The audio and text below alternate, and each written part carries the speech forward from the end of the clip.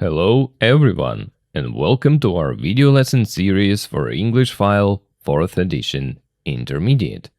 And whether you're learning English for work, travel, or just for fun, this course is designed to help you build confidence and fluency. And today we're diving into Unit 4, Part A, and it's called Bad Manners, and a question mark at the end. What are we going to do today? Let's take a look at the roadmap of the lesson. First, we'll start with vocabulary, phone language.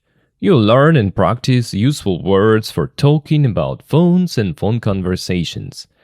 Then we dive into grammar, obligation and prohibition, have to, must, should. You'll learn the difference between have to, must and should. We'll practice how to talk about rules, strong obligations, and give advice. Then comes pronunciation, silent letters. You'll practice words where we don't pronounce all the letters. This will help your speaking sound more natural. And speaking of speaking part, annoying phone habits, part number 4. We'll talk about things people do with their phones that are annoying. You will share your opinions and use the new vocabulary. Next is reading, modern manners. You'll read an article from a famous book about manners. We will discuss questions like, is it okay to kiss someone at work? Or should you offer your seat on a bus? Or you shouldn't.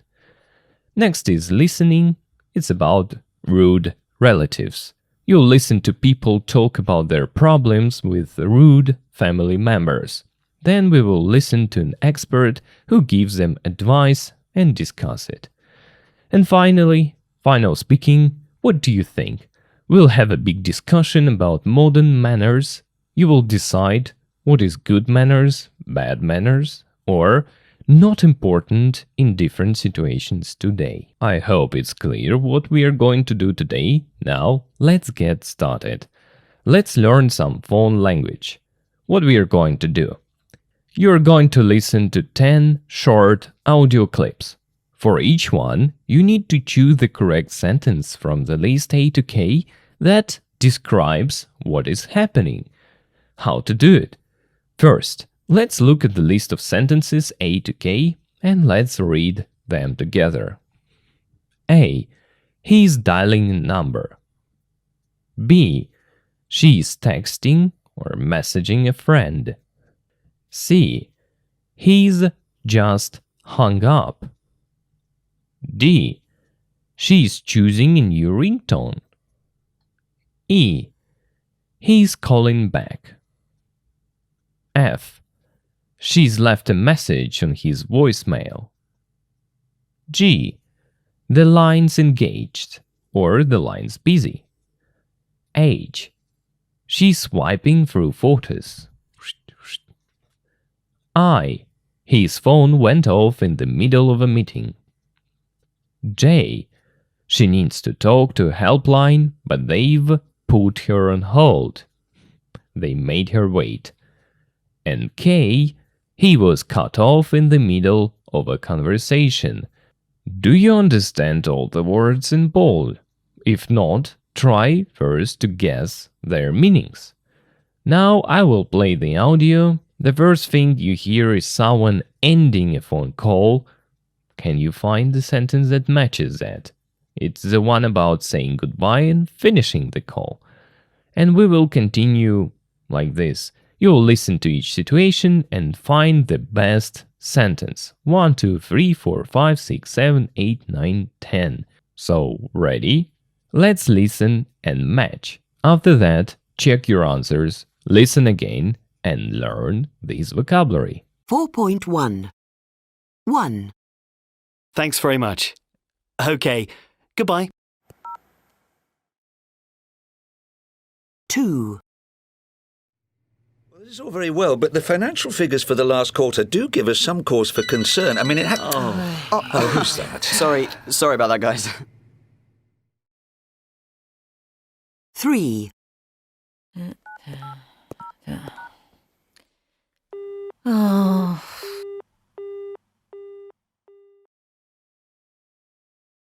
4. All our lines are busy at the moment. Please hold, and someone will be with you shortly.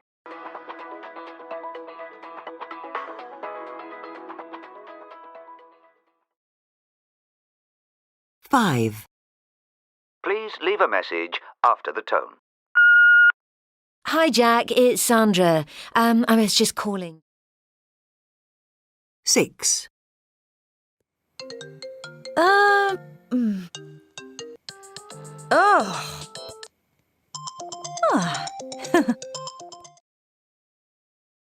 7.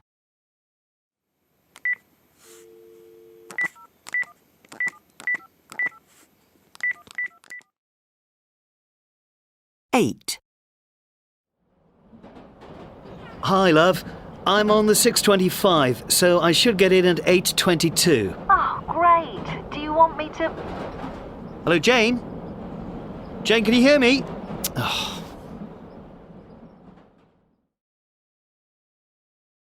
9. Hello?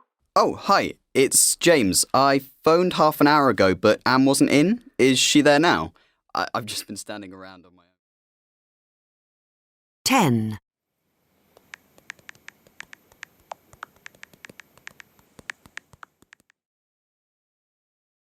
11.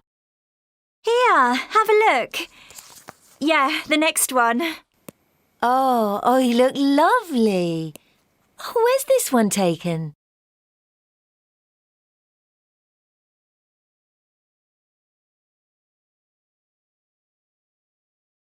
4.2. 7. A.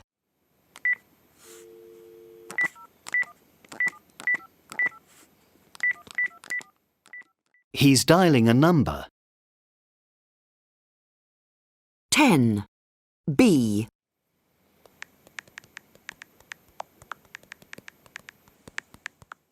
She's texting a friend.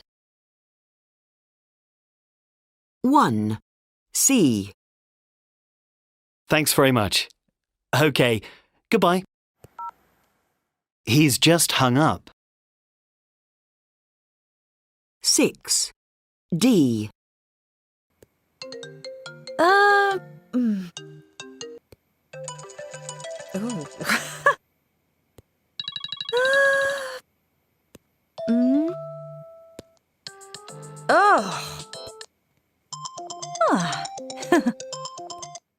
She's choosing a new ringtone. 9. E. Hello? Oh, hi. It's James. I phoned half an hour ago, but Anne wasn't in. Is she there now? I've just been standing around on my own. He's calling back. 5. F. Please leave a message after the tone. Hi, Jack. It's Sandra. I was just calling to confirm that meeting. It's going to be fine. I'm sorry. She's left a message on his voicemail. 3. G.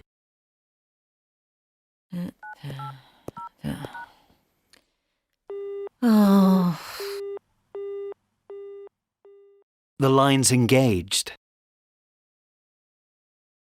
11. H. Here, have a look. Yeah, the next one. Oh, you look lovely. Where's this one taken? She's swiping through photos. 2. I. Well, this is all very well, but the financial figures for the last quarter do give us some cause for concern. I mean, it had... who's that? Sorry about that, guys. His phone went off in the middle of a meeting. 4. J. All our lines are busy at the moment. Please hold, and someone will be with you shortly.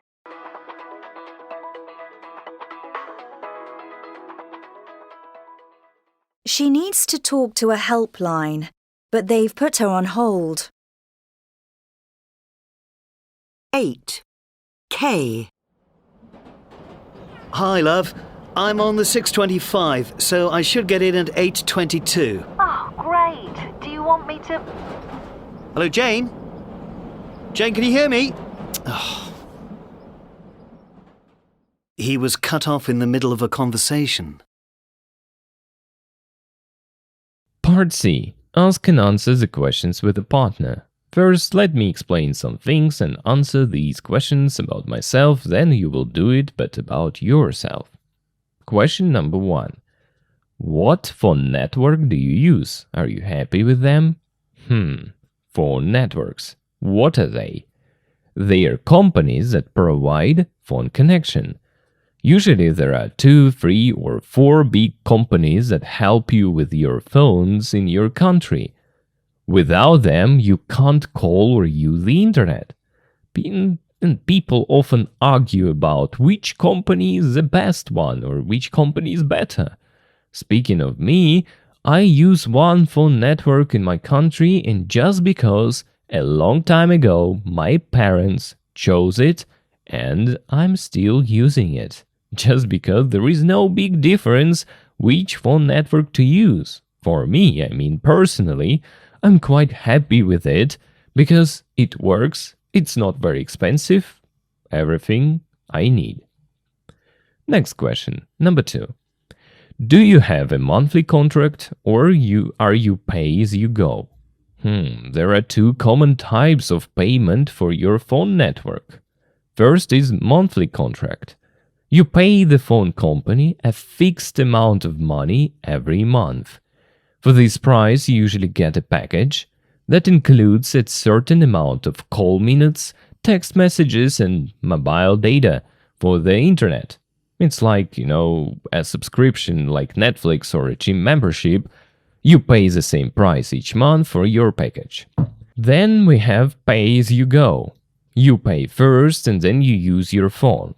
So you put money or credit on your phone and the cost of your calls, texts and data is taken from that credit. You only pay for what you use. If you don't use your phone, you don't pay. When your credit is finished, you need to add more money. So in short, monthly contract, pay a fixed price every month, pay as you go, pay for what you use when you use it. And I think nowadays it's more common to have a monthly contract. I use it as well because the main thing is the internet. It's usually extremely expensive and pay as you go. So for me it's very convenient.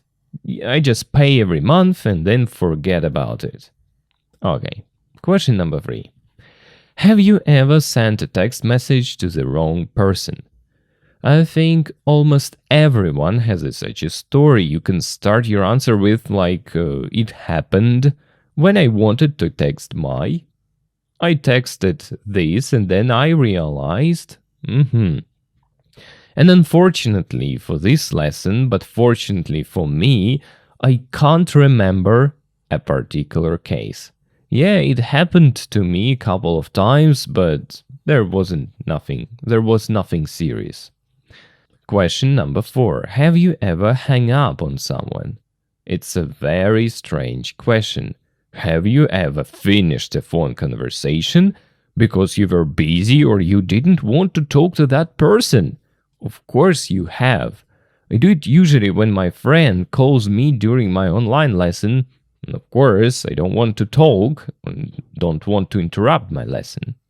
That's why I always hang up on him. Question number 5. What do you do if you are put on hold for a long time? If someone makes you wait? I don't know. I just wait. I can't say that I am patient, but I don't mind waiting for a minute or 2. It's not a problem. Question number 6. Do you make many calls or do you prefer messaging?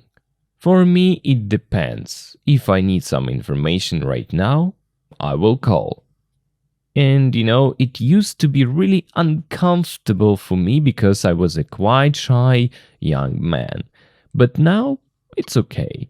In case of not urgent communication, I prefer messaging, of course. It's more convenient. But if I need something right now, I will call. Question number 7. Has your phone ever gone off at a bad moment? For example, in the cinema or at a concert? Yeah, definitely. There were some cases, but again, I didn't get any trouble because of that. So it's hard to say. Maybe once I had a meeting, my boss took my shift, so he got everyone together to give some instructions. And guess whose phone went off while he was speaking? Yeah, it was mine. But I switched the sound off as soon as I could, so again, yeah, it was a bit embarrassing, but not critical. Okay, I hope you have now some ideas of what to say and how to say. Now it's your turn to speak.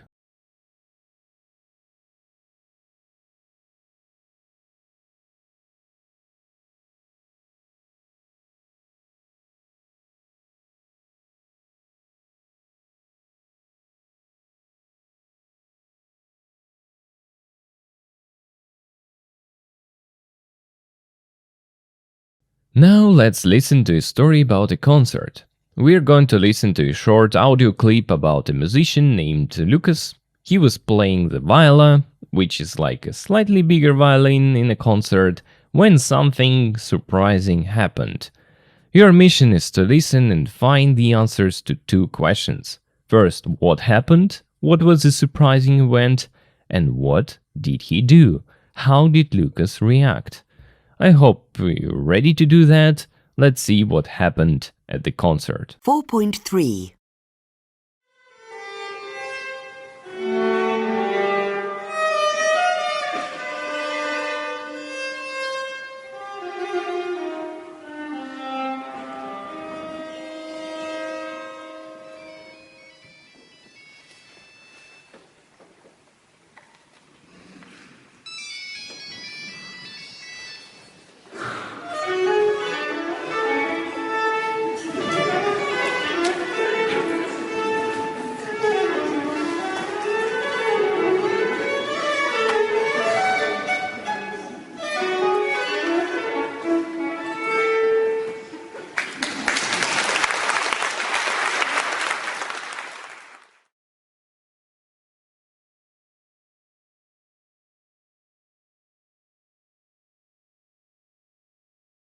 So, what happened at the concert? I hope you understood correctly. The answer is short, but the situation was very interesting. Here is what happened. The problem was a mobile phone went off, started ringing in the audience while Lucas was playing his viola. And his reaction was, he stopped playing his music, then he did something very clever and funny. He played the phone's ringtone on his viola. And let's think about it. A phone ringing during a quiet concert is very annoying for the musician and the audience. I hope it's clear. But instead of getting angry, the musician used humor. He was very creative. And this story is a perfect introduction to our next topic, talking about rules, obligations, and what people should or shouldn't do. Let's read about another concert incident. We're going to read a short article about a similar problem at a different concert. After the article, there are comments from people who read the story. Your job is to read the comments and decide which ones you agree with. First, let's understand one important word: conductor. The conductor is the person who stands at the front of the orchestra and directs the musicians. He or she controls the speed and volume of the music, telling the musicians when to start, stop, and how to play.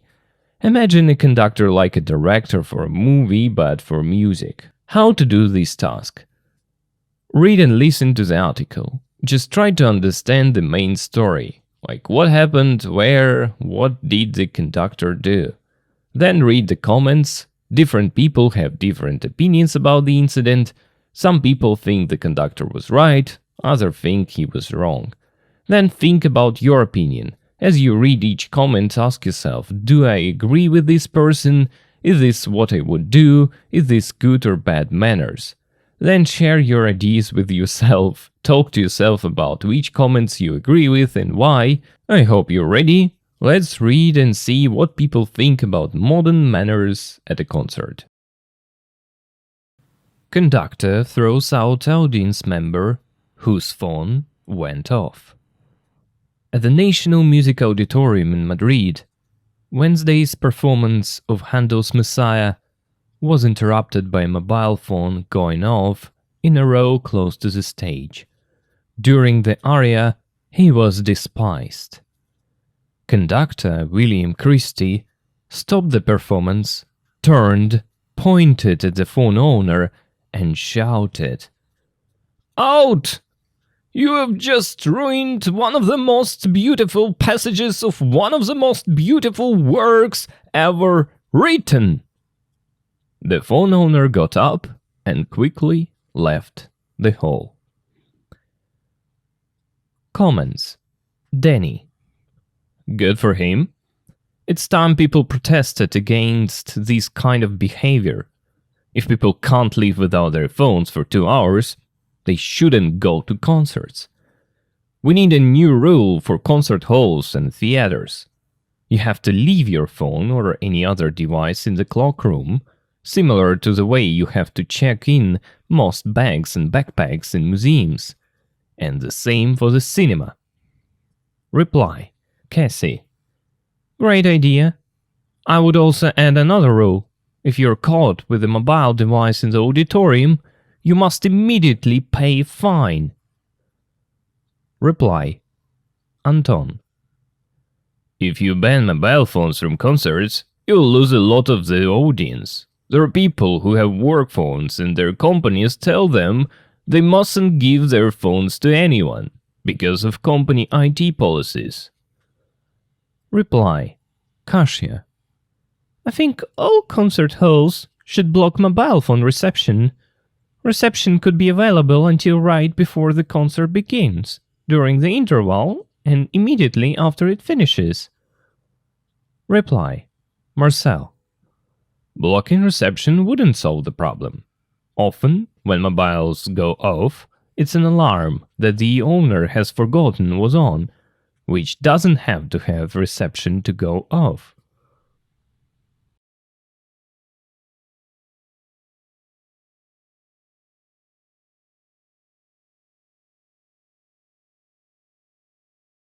Now let's discover the grammar.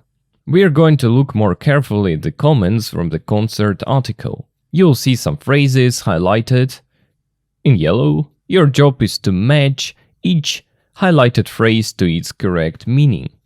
So the phrases are: number 1, they shouldn't go to concerts. Number 2, you have to leave your phone. Number 3, you must immediately pay fine. Number 4, they mustn't give their phones to anyone. Number 5, should block mobile phone reception. Number 6, doesn't have to have, which doesn't have to have reception to go off. And now how to do this task. Look at the meaning first. Read the list A to E carefully. Make sure you understand the difference between them. For example, this isn't necessary is very different from don't do this, it's not allowed. Or it's a good idea, it's just advice, but it's necessary is a rule. Then find highlighted phrases. So look through the comments and find the sentences with the highlighted words. Read the whole sentence, not just the highlighted words. This will help you understand, the feeling, or give it it has some context of the phrase. Then ask yourself a question. For each kind of highlighted phrase, ask, is this person giving strong advice, making a rule, saying something is a bad idea? And then connect the highlighted phrase to the meaning that fits best. A little clue to help you. Think about how strong the words are. Some phrases are for rules, very strong, and some are for advice, not so strong. Try to do this, then check yourself.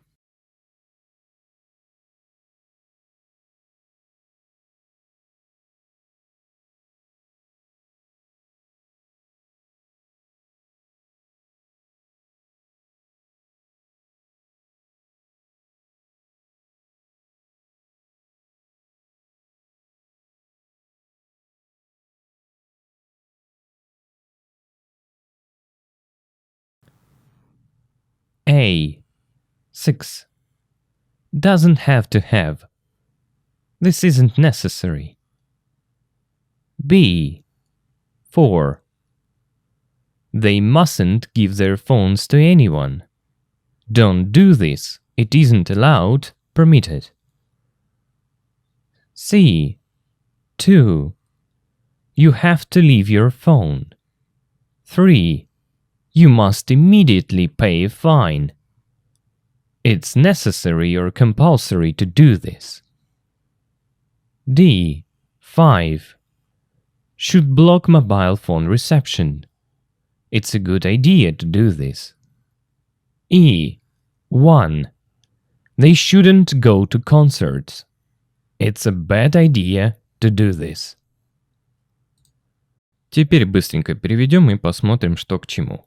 Соответственно, это у нас слово conductor, то есть дирижер. Здесь можно, не совсем дословно, как бы вышвыривает, выбрасывает члена аудитории, то есть зрителя, чей телефон went off, то есть сработал, или чей телефон зазвонил. В национальном музыкальном аудиториуме в Мадриде, то есть выступление в среду, а это просто название, это композитор Хенделс, Мессия, был прерван мобильным телефоном, который сработал в ряду, слово in a row это ряд, то есть в ряду, то есть ближайший к сцене или просто близкому к сцене. Row это ряд, stage это сцена. Во время арии he was despised это название, то есть его презирали. Это даже забавное совпадение. Дирижер Вильям Кристи остановил выступление, повернулся, turned, показал пальцем, то есть pointed это показал пальцем на владельца телефона и закричал «Вон!», то есть снаружи, то есть «Вон! Вы только что испортили один из самых красивых», это имеется в виду музыкальных отрывков или просто музыкальный отрывок произведения, то есть пассаж. По-моему, также пассаж переводится. Одной из самых красивых работ, когда-либо написанной. И владелец телефона встал и быстренько покинул холл. То есть это вот начало, сама история. Теперь к комментариям. Дэнни у нас пишет. И хорошо для него, то есть так ему и надо. Это это время, когда люди протестовали против этого типа поведения или этого вида поведения. Если люди не могут жить без своих телефонов 2 часа, им не следует ходить на концерты. Нам нужно новое правило для концертных залов и театров. Вы должны или вы обязаны оставить свой телефон или любое другое устройство, получается, в cloakroom, то есть в гардеробе. То есть похожим способом, или тем же самым, похожим способом вы должны, получается, регистрировать большинство своих сумок и рюкзаков в музеях. И то же самое должно быть для кинотеатров. То же самое для кинотеатра. Дальше пишет человек, хорошая идея. Я бы также девушка, я бы также добавила бы другое правило. Если вы пойманы с мобильным устройством в аудитории, вы обязаны или вы должны сразу же pay a fine, то есть заплатить штраф. Pay a fine, заплатить штраф. Ответ, Антон. Если вы, получаете, не заблокируете, то есть запретите мобильные телефоны в концертах, вы потеряете большую часть аудитории. Есть такие люди, у кого есть рабочие телефоны, и их компании говорят им, что им нельзя, то есть ни в коем случае им нельзя давать свои телефоны кому угодно, потому что это диктует информационная политика компании. То есть company IT policies, IT это все, что связано с телефонами, компьютерами и прочими, то есть так диктует вот эта вот информационная политика компании. Дальше ответ. Я думаю, что все концертные залы должны блокировать мобильную связь, то есть именно, то есть саму мобильную связь, имеется в виду, должен стоять какой-то блокатор, который не позволяет мобильной связи там работать. Reception это, по-моему, это дословно прием, то есть сигнал. Точно, должны блокировать сигналы. То есть у нас сигналы должны быть доступны, ну или не сигнал, или связь должна быть доступна до тех пор, пока... вот прям до тех пор, пока вот только-только концерт начинается, во время перерыва и сразу же после того, как он заканчивается. Так, а дальше блокирование сигнала не решит проблему. Очень часто, когда мобильники срабатывают или начинают звонить, это просто будильник, который, будильник или напоминалка, который владелец забыл, что была включена. То есть, что, в принципе, что не обязательно должно иметь, мобильную связь, чтобы сработать. Имеется в виду, да, будильник может сработать и без мобильной связи. То есть, не обязательно иметь вот этот сигнал, чтобы будильник сработал. Это вот так вот можно перевести. По сути, вот такая вот статья. Идем дальше. Grammar has come. Obligation and prohibition have to, must, and should. First, listen to the examples and try to get at least a small picture of what's going on. 4.4. 1. You have to switch off your phone during takeoff and landing. You must be on time tomorrow because there's a test. 2. I love the Louvre. You have to go when you're in Paris. You must see this film. It's amazing. 3. I had to wear a uniform at my primary school. I hate having to get up early. My interview is at 9. Do you have to work on Saturdays? Must I switch my phone off now? 4.5. You don't have to pay. This museum is free. You don't have to go to the party if you don't want to. 4.6. You mustn't park here. You mustn't eat that cake. It's for the party. 4.7. 1. You should take warm clothes with you to Dublin. It might be cold at night. You shouldn't drink so much coffee. It isn't good for you. 2. I think the government should do something about unemployment. Look, I will read these rules out loud, but then I will do a part that probably will be, I think, clearer than these rules, because these rules aren't clear enough. But I think I have to read them, because otherwise you don't need me. Okay, number 1. Have to and must are normally used to talk about obligation or something that it is necessary to do. So, yeah. Have to and must have a very similar meaning, and you can usually use either form. Have to is more common for general, external obligations, for example, rules and laws. Must is more common for specific, to be precise on one occasion, or personal obligations. Compare. I have to wear a shirt and tie at work. It's a rule in this company. I must buy a new shirt. This one is too old now. It's my own decision. Number 2. We can also use have to or must for strong recommendations. Like, you have to go to Louvre when you're in Paris, or you must see this film. They are very strong recommendations. Number 3. Have to is a normal verb and it exists in all tenses and forms, for example, also as a gerund or infinitive. So actually, you can change have to present tenses, past tenses, future tenses, perfect tenses, gerunds, infinitives, so you can change it as you wish. But speaking about must, it's a modal verb. It only exists in the present, but it can be used with a future meaning. But mostly it's about the present situations. Don't have to and mustn't.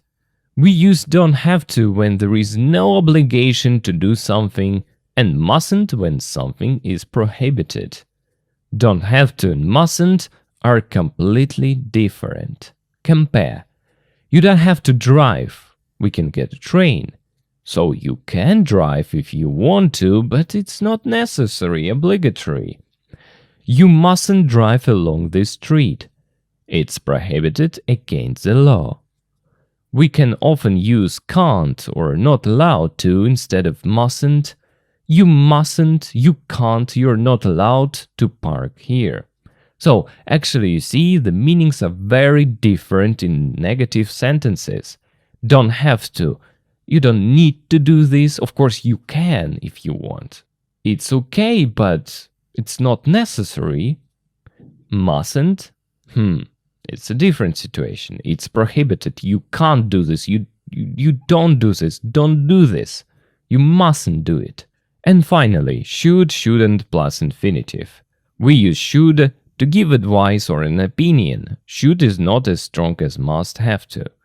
Should is a modal verb. The only forms are should, shouldn't. We can use ought to, ought not to instead of should, shouldn't. You ought to take warm clothes with you to Dublin. Or you can say you should take warm clothes with you to Dublin. You ought not to drink so much coffee. Or you shouldn't drink so much coffee. Actually, ought to, ought not to, they sound a little bit old-fashioned, but still, sometimes you can see them in books and in someone's speeches. And finally, we use should to give an opinion, to say if we think something is the right or wrong thing to do. Okay, here we go again. Let me guess. You just sit and think. What is it? Like, how on earth should I understand this? Exactly for you, I have another part. It's called more examples. So let's read more and more examples, and then you'll see kind of some patterns and how it works. So let's do it. And now it's time to read more examples. Have to, has to, it's necessary to do. Present. I have to get up early because my work starts at 6 o'clock. I have no choice. School students have to wear a uniform. My mom has to travel abroad because her job requires it. We have to be careful while driving. I know it's hard, but you have to do it. Do you really have to work so hard these days? Does she have to be there on time? Past. I had to work night shifts when I was 20 years old. Did you have to do housework when you were a teenager? We had to study all time because of upcoming exams. Did they have to answer silly questions during their job interview? Future. I will have to get up early when I start my new job. Will you have to help your sister with her wedding? She'll have to report me why she's late. Gerund. I don't like having to repeat myself. Do you mind having to work on weekends? I'm tired of having to explain this every time. Having to wait is the worst part. Present perfect. I've had to work very hard to achieve this. He hasn't finished the report because he's had to help his colleagues all day. We've had to fire 3 employees this year. Must. It's a modal verb. It's necessary to do. Actually, technically, it's the same meaning as have to and has to. My phone has stopped working. Now I must buy a new one. She must be there on time because it's very... It's a very. She must be there on time because it's a very important meeting. Hey, we must help them. It's our duty. I must see a doctor because of my stomachache. They must see it with their own eyes. Now, negative sentences. Don't have to, doesn't have to, it isn't necessary, You can do it, of course, if you want, but you don't have to do it. I have found a volunteer, so now you don't have to work at the weekends. They are free for you. You don't have to pay for the tickets. I don't have to get up early because my work starts at 4 p.m. They don't have to go to my party if they don't want to. I'm sorry. I don't have to help you. You can do it easily on your own. Mustn't. It's prohibited. It isn't allowed. You mustn't smoke here. It's dangerous. We mustn't be late. It's a very important event. You mustn't make a noise in the library. She mustn't do exercise. She's still ill. I mustn't do this. My boss says it's illegal.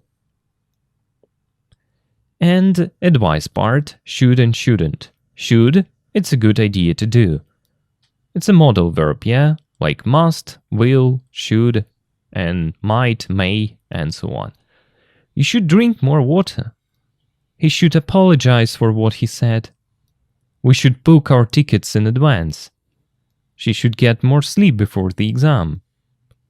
They should turn off the lights when they leave. Or shouldn't. Shouldn't, it's a bad idea to do. You shouldn't eat so much sugar. Stop doing it, please. He shouldn't interrupt people when they're speaking. Oh, it's very annoying. We shouldn't be late for the meeting. Of course we can, but it's a bad idea. She shouldn't worry so much. Everything will be fine. They shouldn't spend all their money at once. They should learn to save money. Yeah, they are kind of more examples. I hope you can now see some patterns how these words or structures work. Now let's move on. Now this part for my Russian-speaking audience, I will translate these rules for you guys, and if you don't need this part, you can skip it and go straight to the grammar exercises. Ну что ж, переведем данные правила. Так, ну и начнем, собственно, с примеров. Вот этот вот. You have to switch off. То есть вы должны выключить свои телефоны во время, то есть take off, получается, это взлета и приземления. Также вы должны быть вовремя завтра, потому что будет контрольная. Я люблю Лувр. Вы должны посетить, когда вы будете в Париже. То есть как бы это совет такой настоятельный. И вы должны увидеть этот фильм. Это просто, он суперский. Мне приходилось носить школьную форму в начальной школе. Я ненавижу, когда мне приходится вставать рано. Ну, получается, my interview, то есть мое собеседование в 9 утра. А тебе приходится работать по субботам. Должен ли я отключить свой телефон сейчас? Ну и, собственно, have to и must, должен. Это у нас они обычно используются, когда мы говорим про какие-то обязанности или что-то, что необходимо сделать. У have to и must, вообще have to и must, они имеют очень похожее значение, то есть должен, обязан, приходится, и вы можете использовать либо ту форму. Have to все-таки больше используется для каких-то общих, то есть внешних обязательств. Ну, например, это правила или законы.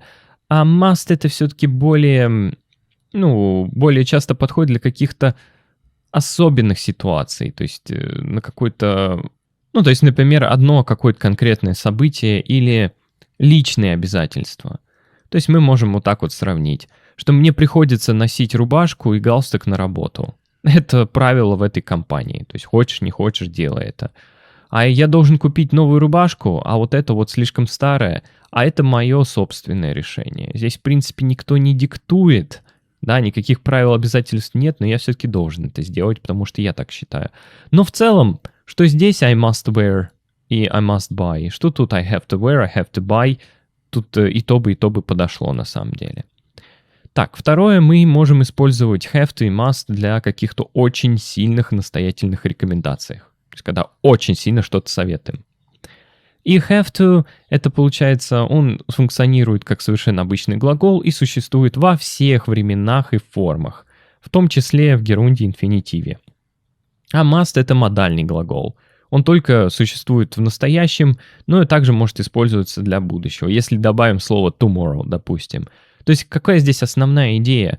Have to мы можем ставить в любые времена и формы, а must только считай в настоящее время.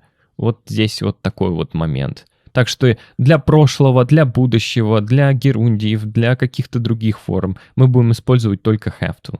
Must только для настоящего, или если добавим слова там tomorrow или через 5 минут, это будет считаться будущим. То есть это вот первая часть. Дальше самое главное, что нужно усвоить. Отрицание. То есть don't have to, это получается тебе не нужно платить. Этот музей бесплатен. Или ты не должен идти на вечеринку, или ты не обязан, или тебе не надо идти на вечеринку, если ты не хочешь. А вот mustn't, здесь уже немножко другая ситуация. Это нельзя. Тебе нельзя здесь парковаться, или здесь нельзя парковаться. Нельзя есть вот этот торт, он на вечеринку. То есть запрещено, нельзя, не трогай. То есть мы используем don't have to, когда мы говорим, что нет обязательства, то есть что-то делать. А mustn't, когда что-то, получается, запрещено. И здесь очень важно, запомнить, что don't have to и mustn't, у них абсолютно разные значения. То есть тебе нет необходимости водить, тебе не нужно ехать на машине, мы можем поехать на поезде. То есть, ты, конечно, можешь поехать, если хочешь, но это не обязательно. А вот тебе нельзя ехать вдоль этой улицы, это запрещено, это против закона. То есть нельзя этого делать. То есть нет необходимости, don't have to, mustn't нельзя. И мы также можем часто использовать, соответственно, can't or not allowed to instead of mustn't. То есть можем использовать вот эти вот слова также, что нельзя что-то делать. То есть тебе нельзя парковаться здесь, ты не можешь парковаться здесь, тоже нельзя. Или тебе не разрешено здесь парковаться, но это тоже нельзя. То есть, в принципе, их можно использовать и то, и то, и то в этой ситуации. Ну а should и shouldn't плюс инфинитив — это просто советы. То есть тебе следует взять теплую одежду с собой в Дублин. Может быть, очень холодно ночью. Или не следует пить так много кофе, не очень-то это хорошо для тебя. Я думаю, правительству нужно сделать что-нибудь насчет безработицы. Им следует что-нибудь насчет этого сделать. Соответственно, мы используем should, чтобы давать совет или мнение. Should — он не такой сильный, как must и have to. То есть это такой мягкий совет. Should также работает как модальный глагол. Его единственной формы — это should и shouldn't. Все. Никакие другие времена мы его не можем поставить. Также мы можем использовать ought not to instead of should, shouldn't. По сути, технически это то же самое. То есть можно should, shouldn't, можно ought not to. Хотя, как я и сказал, это немножко устаревшие формы, но все равно где-то это можно еще услышать. То есть тебе следует взять теплую одежду с собой в Дублин, и тебе не следует пить так много кофе. И второе, мы используем should, чтобы дать мнение, чтобы сказать свое мнение, чтобы сказать if we think something is right, то есть чтобы сказать, что что-то является правильным и неправильным штукой, чтобы сделать. Это я уже совсем дословно перевел, но я думаю, основная идея понятна. Итак, вот такие вот правила, давайте приступать лучше к упражнениям. Speaking of grammar exercises, part A, circle the correct form, so you need to choose. But I think the trickiest thing here that sometimes both are possible. Where it can be, let me remind you. For example, I hope you remember that should and ought to, or should and ought not to, actually, technically, they have the same meanings. Or in affirmative sentences, you can use both must and have to. Only in affirmative sentences, positive sentences. So, both are possible. Speaking of the other situations, be careful of what to choose. Okay, part B, complete with the correct form of the verb in brackets. So, yeah, it can be difficult because it's about the present, the past, the future, gerunds, infinitives, and so on. Use your language intuition to complete the task B, and then check yourself and listen to me or watch me doing these exercises, and I hope it will clarify something. Just do it.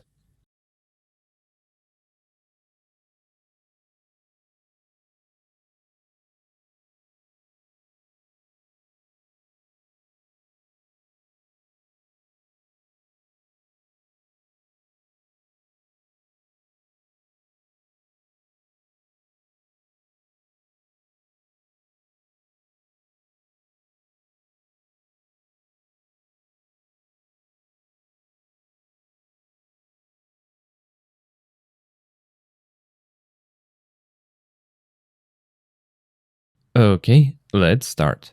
You mustn't use your phone in quiet zones because it's prohibited there. Number 1. Do you think we ought to text Dad to tell him we'll be late?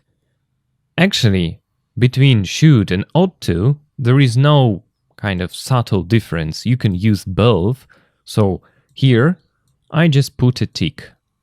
So both are possible, should and ought to.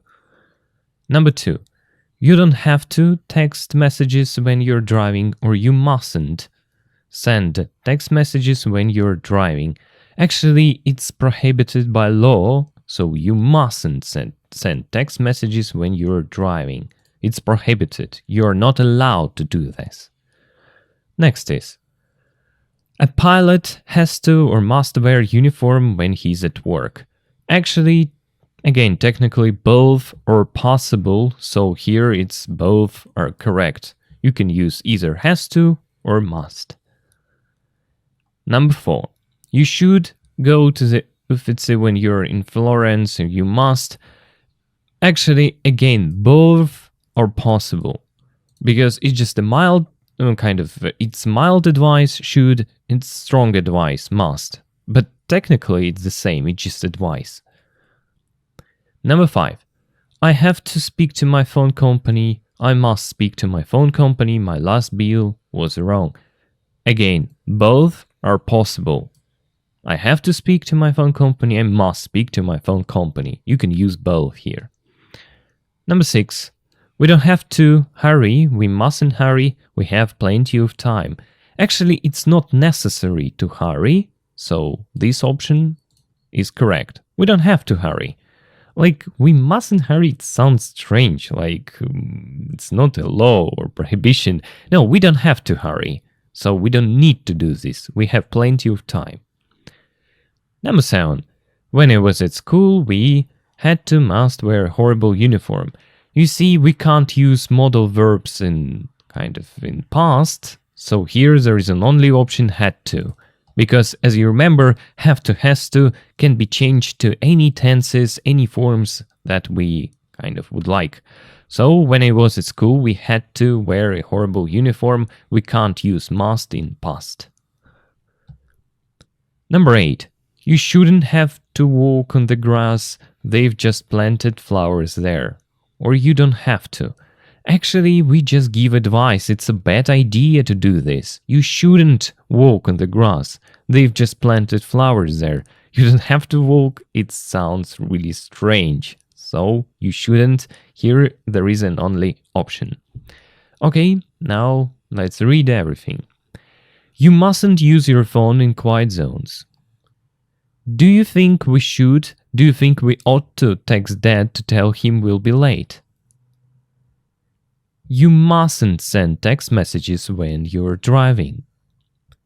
A pilot must wear a uniform when he's at work. You must go to the Uffizi when you're in Florence. I have to speak to my phone company. I must speak to my phone company. My last bill was wrong. We don't have to hurry. We have plenty of time. When I was at school, we had to wear a horrible uniform. You shouldn't walk on the grass.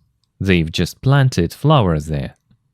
Okay, let's do now part B, this one. Complete with the correct form of the verb in brackets. If the line's engaged, you'll have to call back later. Just a simple future simple. Number 1. You have to, it's a question, you see, do a lot of homework when you were at school. You see the past, and we need the past simple here. It's like, did you have to do? Yeah, did you have to do a lot of homework when you were at school? Next is, it's a modal verb. And it's a question. Yes, so we just must I. And that's all. Must I take my tablet out of my bag at security? Number 3. My sister is a nurse, so some weeks she or just present. She has to work nights. She has to work nights. This one, present, yeah, the present perfect, yes. Have you ever had to have, had to have, yes, an operation. Oh my god. Have you ever had to have an operation? In this case, yeah, that's, I know, it sounds strange, but first verb is an auxiliary verb have, then kind of past participle had. Have you ever had to have an operation? It's just a collocation. We use it together. Have an operation. Have you ever had to have an operation? Next. Okay, let's see. Saturdays are the best days of the week. I love. We need the gerund form, negative gerund form. I love not having to. I love not having to get up early. I love not having to get up early. I don't think... Actually, it's just like this. I don't think we should wear boots inside their house. The exhibition was free, so we technically... Okay. So we don't change anything here. The exhibition was free, so I didn't have to pay. It wasn't necessary. Of course, I could pay, but it wasn't necessary, so I didn't do that. Okay, now let's read everything here. If the line's engaged, you'll have to call back later. Did you have to do a lot of homework when you were at school? Must I take my tablet out of my bag at security? My sister is a nurse, so some weeks she has to work nights. Have you ever had to have an operation? Saturdays are the best day of the week. I love not having to get up early. I don't think we should wear boots inside their house. The exhibition was free, so I didn't have to pay. Okay, that's all for now. Now let's take a look at more grammar exercises. Some extra grammar. Part A, circle the correct verb. Tick if both are possible. Actually, no comments, it's the same task as you did like a couple of minutes ago. And part B, complete the sentences with must, mustn't, have to, or don't have to. Sometimes two answers are possible. First, look at the pictures. They will help you to complete the gaps. Then think of the word you kind of have to use it.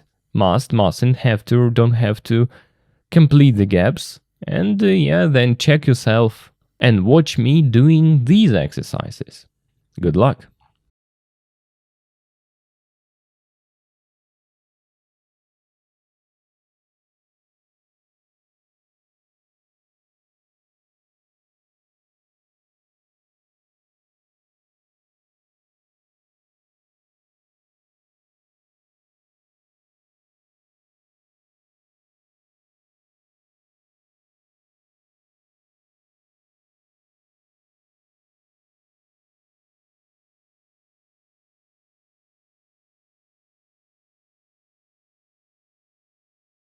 And let's go. Circle the correct verb, tick if both are possible. No thanks. I mustn't eat, I shouldn't eat any more cake. I'm on a diet. Or just mild advice, strong advice. Oh, sorry. Strong advice, mild advice. Next is, you mustn't tell anyone what I've just told you. It's a secret. Actually, it's prohibited. I don't want you to do it. You mustn't do it. Next is, living at home is great. I don't have to do anything because my mom does it all for me. So here, it's not necessary. I don't have to do. Number 4, you must or have to get a visa if you want to go to Cuba. Actually, you can use both here. You must get, you have to get. You ought to, you have to pay fine if you don't return your library books on time. Here there is an obligation, so it's not advice. You have to pay because you don't have a choice. Jerry doesn't have to, or Jerry mustn't get up early this morning. He isn't going to work. Here it's this one. Jerry doesn't have to get up early this morning. It's not necessary. So, of course, he can if he wants, but it's not necessary. He isn't going to work. It's Hannah's birthday tomorrow. I shouldn't forget to phone her. Again, it's just mild advice, strong advice, but technically there isn't any difference. Number 8. You don't have to touch electrical things when your hands are wet. It's very dangerous. You mustn't do it. It's not allowed. No, not allowed. I mean, just you mustn't do it. You mustn't touch electrical things. Because you don't have to touch. It sounds like you want to do it, but it's not necessary. No, here it's prohibited actually. It's better not. It's very dangerous. I think you must go to bed early tonight. You look really tired. Again, just advice. Mild advice, strong advice. No difference. When I was a child, again, in the past, so we use had to, because we can't use must in the past simple form. When I was a child, I had to tidy my room every weekend. If you're late for class, you should say sorry to the teacher. Again, there is no difference between ought to and should. You can use both. He doesn't have to watch so much TV, it's a waste of time. He shouldn't watch so much TV, it's a waste of time. It's just advice. With advice we use shouldn't. Yeah, he shouldn't watch so much TV, it's a bad idea, it's a waste of time. So, here we go. Okay, let's read these things. No, thanks. I mustn't eat any more cake. I shouldn't eat any more cake. I'm on a diet. You mustn't tell anyone what I've just told you. It's a secret. Living at home is great. I don't have to do anything because my mom does it all for me. You must get a visa, or you have to get a visa if you want to go to Cuba. You have to pay a fine if you don't return your library books on time. Jerry doesn't have to get up early this morning. He isn't going to work. It's Hannah's birthday tomorrow. I mustn't forget to phone her. I shouldn't forget to phone her. You mustn't touch electrical things when your hands are wet. It's very dangerous. I think you should. I think you must go to bed early tonight. You look really tired. When I was a child, I had to tidy my room every weekend. If you're late for class, you ought to say sorry. You should say sorry to the teacher. He doesn't have to... he shouldn't watch so much TV. It's a waste of time. Okay, for part A, that's all. Let's do part B. And we need to complete the sentences with must, mustn't, have to, or don't have to. Sometimes two answers are possible. Okay, please pay for food and drink separately. You have to pay for food and drink separately, or you must pay. Actually, you can use both here. 70 kilometers. You drive at more than 70... it's miles per hour. Sorry, it's not about kilometers. Of course, here you mustn't. You mustn't drive at more than 70 miles per hour. Service included, tip optional. Optional means you don't have to do it, so service is included, so you don't have to leave a tip. Of course, you can do if you want, but you don't have to. Next is, you wait here before showing your passport. Wait here before showing passport. Here there are two options, have to or must. Here, you have to wait here, you must wait here before showing your passport. Number 5, you pay on Sundays. Monday, Saturday $10, Sundays free. So it means you don't have to pay on Sundays. You don't have to pay on Sundays.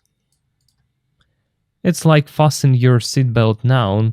Now you have to, or you must, fasten your seatbelt now. Fasten is like put it on. Number 7. No suitcases or bags to be left unattended. You mustn't. It's prohibited. You mustn't leave your bags unattended. And Palm Hotel check out at noon. You leave your hotel room before 12 o'clock. Before. Check out at noon. I think it's like, again, you have to or you must leave your hotel room before 12 o'clock. This one, yeah? Okay, now let's read what we got. You have to pay for food and drink separately. You mustn't drive at more than 70 miles per hour. Service is included. You don't have to leave a tip. You must wait here before showing your passport. You don't have to pay on Sundays. You have to fasten or you must fasten your seatbelt now. You mustn't leave your bags unattended. You must leave your hotel room before 12 o'clock. Okay. I think it's enough of grammar. Now we need to do some speaking. Let's move on. A huge speaking task is coming. I like it. Tell us about. 20 bubbles, 20 topics to talk about. You see, they're all about like 2 things you shouldn't, 2 things you have to, 2 things you must. And we have to say something about each bubble. Look, I'm afraid of spoiling you pleasure of generating ideas, but anyway, I must say something because actually it's my job here to show you how to say, what to say, to give you examples. So I'm sorry in advance if I, for example, say something and you would say like, oh, that's what I was going to say. You've stolen my idea. Okay, I'm sorry for that, but some of these topics I think require some common primitive things to say. Okay, let me do it first. Tell us about. Number 1. 2 things you shouldn't do before you go to bed. You know what? I think you shouldn't play video games. Yeah, because it will ruin your sleep. Because you always think, oh, it's just half an hour or 1 hour. But it can come to, I don't know, 2, 3 or 4 hours and your sleep is ruined. What about the second thing? I think you shouldn't drink alcohol before you go to bed. For example, I don't feel kind of very well if it happens. So, of course, I tried and it's not a good idea. Number 2. 2 things you have to do after class today. After class today, I have to do some housework and I have to go shopping. Number 3. 2 things you must do before you catch a plane. Look, I will leave it because I've never been to kind of airports and I have no ideas, but I think there are some primitive things like you must, I don't know, take a ticket with you and you must kind of be sure that you are in the right place. I don't know. Number 4. 3 things you don't have to do when you're on holiday. You don't have to work, you don't have to do housework, you don't have to do, I don't know, anything that you don't want, actually. Let it be, but what I said, it was strange. Number 5. 2 things you shouldn't do the night before an exam. You shouldn't drink, again, before an exam. It's a very bad idea. And the second thing, I think you shouldn't worry too much about kind of the upcoming exam, because it will only make everything worse. So don't drink alcohol and don't worry too much. It's my personal advice. Okay, number 6. 2 things you don't have to do if you shop online. You don't have to talk to shop assistants and you don't have to, I don't know, you don't have to go anywhere. It's a spoiler for you, but I hope you will find something to say. Number 7. one thing you must do and one thing you mustn't do when you're driving. Okay, you must be careful, you must watch where you go, and I think you mustn't dance, because it's a bad idea to dance while you're driving. Number 8. 2 things you should think about before you buy a new phone. First of all, you should think carefully whether you need this phone or you don't need it. And then you should think about a place where you're going to buy it from, because it matters. Is it shop well reviewed? Is it shop good or bad? Can you kind of be sure that this shop sells kind of good phones and so on? I think something like that. Number 9. One thing you had to do when you were a child that you really disliked. I had to get up early, and this thing I really disliked. And I think it's not a surprising thing. Number 10. 2 things you have to do if you want to live and work in an English-speaking country. Of course, guess what? You have to speak English, first of all. But actually, I will leave this bubble to you, because I can give you only spoilers, and I will spoil your pleasure to say something here. Number 11. 2 things you should find out about a country before you visit it. First of all, you should find out how to pay, what to use for payments, and then you should find out kind of where to get help if it's necessary. Number 12. 2 things you shouldn't talk about with strangers. Actually, you shouldn't talk about your personal life a lot, where you live, who you are, and so on. And you shouldn't talk about money, because it's dangerous. Number 13. 2 things a teacher has to do before a class. You know what? I would say this one. A teacher has to get some positive vibes and mood before a class, because otherwise it will be a failure in this case. And the second thing, I think a teacher has to prepare for a lesson. But it's so primitive to say, but okay. Number 14. 2 things you should do if you've been invited for dinner. First of all, you should make sure that you are not kind of the saddest person in the world, because I think you should have some positive vibes and mood. And the second thing, you should take something with you, at least a small present. Next up, 15. 2 things you shouldn't do if you have flu. Oh, I have some experiences with it.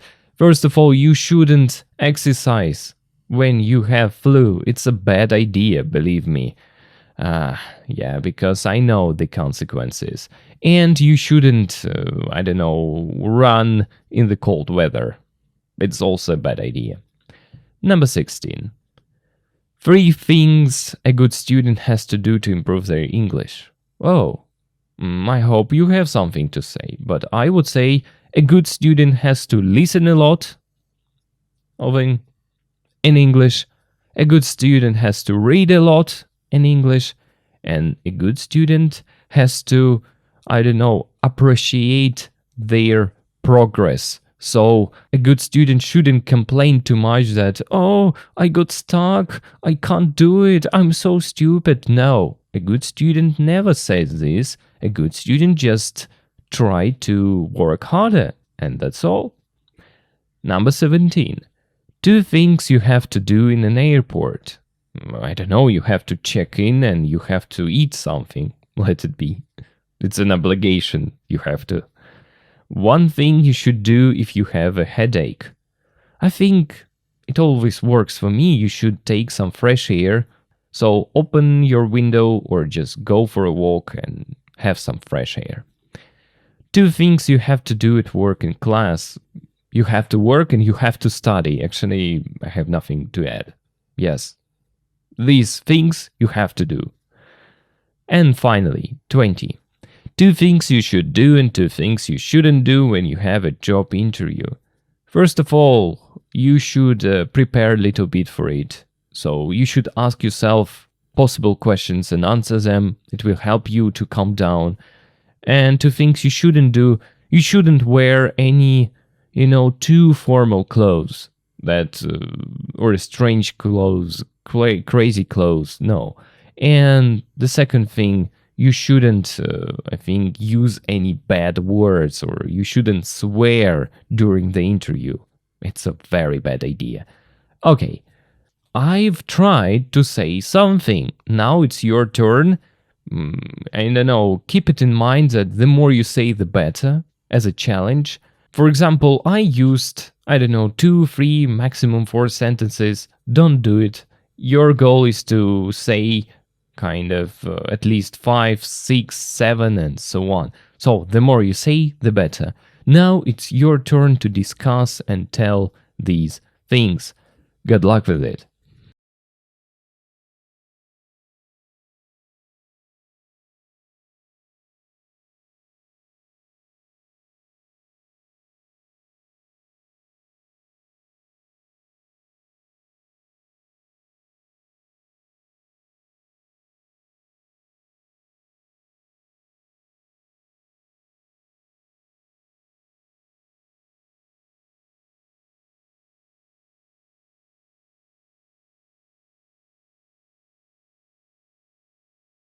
Part number 3. Pronunciation silent consonants. Part A. Look at the words in the list. They all have a silent consonant or consonants. With a partner, cross out the silent letters. Okay, so you need to say this or that word out loud and then cross out the silent letter. For example, you say word calm, calm. You see we cross out L here. Or design, design. Do we pronounce G here? No. So continue this list on your own, then listen and check.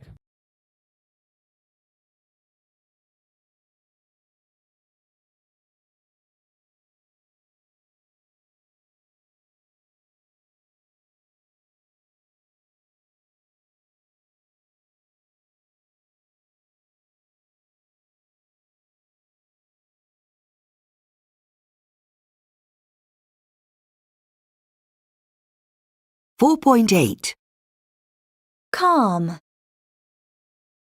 Design. Dishonest.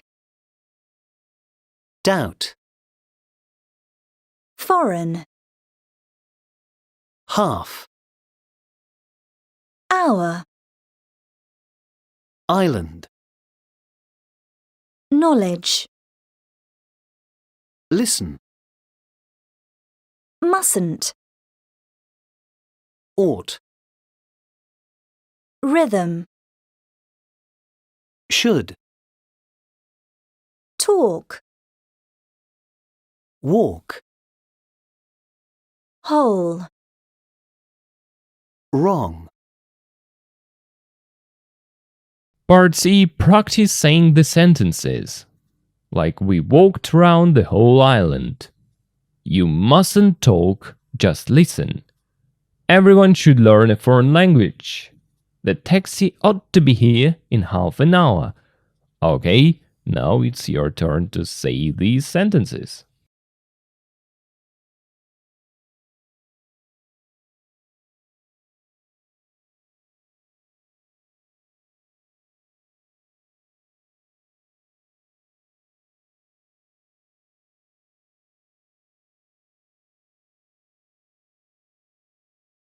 Part number 4.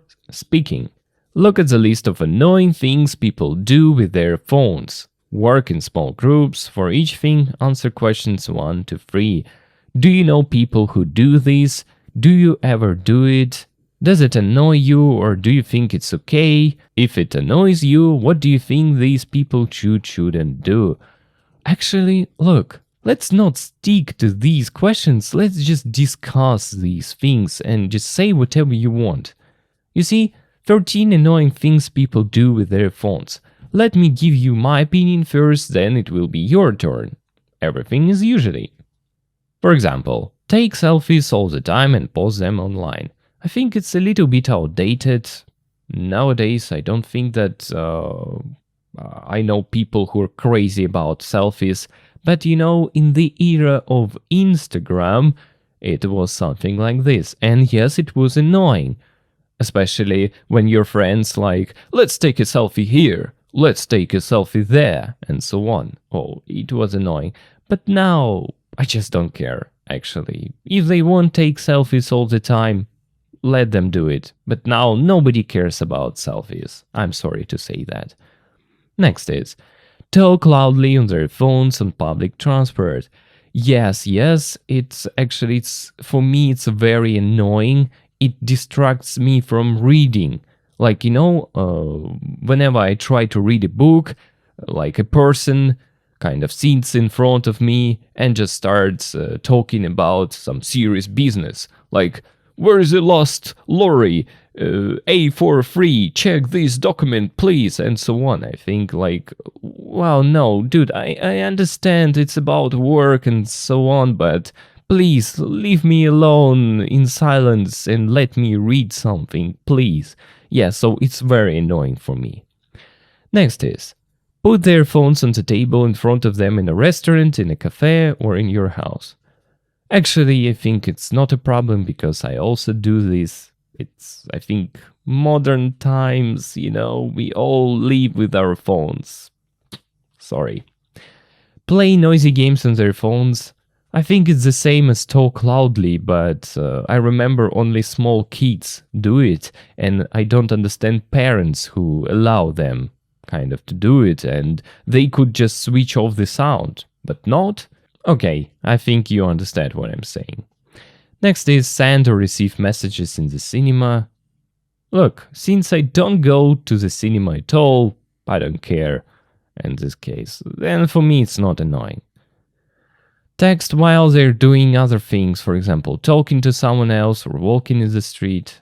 I think it's completely okay. I'm sorry to say it, but I sometimes do it as well. But it doesn't mean that I get bored with this person. It just means that I have some urgent messages to answer. Next up, tweet about everything, from what they had for breakfast to what time they went to bed. Actually, I think it's annoying only for subscribers of this person. Speaking about in general, I don't think it's annoying. It's okay. Next up, keep posting photos of their babies and small children. You know what? It's not annoying. Sometimes babies are cute, but I just don't understand it. Like, aren't you afraid of, I don't know, that something happens to your baby? And why you're allowing other people look at your baby? I think it's not good, it's not right. Next up. Listen to music with headphones, but with the volume so loud that other people can hear it. Yeah, it's the same as talking on the phone or playing noisy games on their phones. It's the same thing. Yeah, if sound distracts you for something, it's annoying. It's really annoying. Take photos of everything they eat. No, I think it's funny, and sometimes you can get inspired and get some ideas of what to eat and where to go. To me, it's completely okay. Video or photograph every single event they go to and every minute of their holiday. Actually, it's okay. I sometimes like watching what other people are doing while they are having holidays. It's very interesting, so for me, it's not annoying. Post a message to you on your birthday, but never get in touch during the rest of the year. I think it's completely okay, so it's not annoying. And swipe through all your other photos when you're showing them just one. Yeah, it's a very stressful moment, when you just show one photo and your mom starts swiping other photos and like, stop, please, because I don't remember which photos are there, so please stop. And something like that. And yes, it's annoying and it's stressful. It's just my opinion. Now it's your turn to say something. Just discuss these things. Are they annoying? Do you know people who do it? What is your general opinion about them? And so on. So again, your task is to say as much as possible.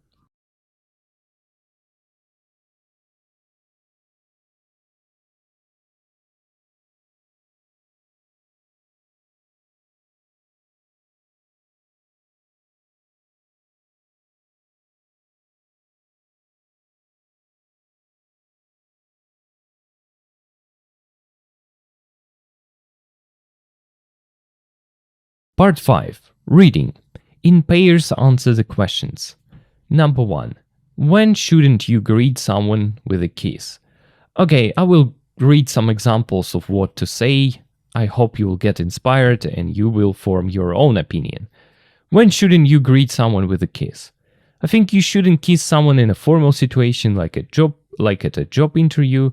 Maybe when you meet someone for the first time, a kiss is too personal, or if the other person looks uncomfortable. Number 2. What shouldn't you do on public transport? You shouldn't play music out loud, it's very annoying for the other people. I think it's bad manners to put your back on the seat when the bus is full. You shouldn't eat very smelly food on the train. Number 3. Should you recline your seat on an airplane? Yes, I think it's okay on a long flight, but you should check behind you first. No, I don't think you should. It makes the person behind you very uncomfortable. Number 4. When should you give up your seat on public transport? Means, you should always give your seat to an elderly person or a pregnant woman. If you see someone who looks tired or has a lot of heavy bags, you should offer them your seat, and so on. But probably you have your own opinion. Should you ever start eating before everyone is served? No, never. I think it's very rude. You should wait for everyone. Maybe, if the food is hot and the other person says, please start, then it's okay. Okay, they were just examples of what to say. Now remember, the goal is to talk and share your ideas. It's interesting to if you say something different from these examples.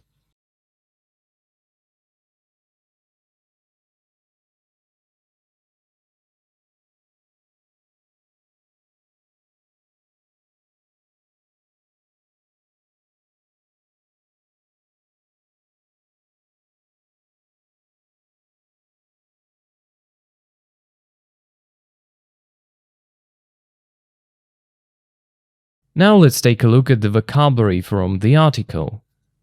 A guide, dilemma, manners, etiquette, behave, social situations, receive, enquiries, consider, rude, the most frequently asked questions, FAQ, acceptable, a preview, slide, avoid, reclining your seat, London Tube, pregnant woman. Make sure that you know these words, learn them or write down them somewhere. Work with it.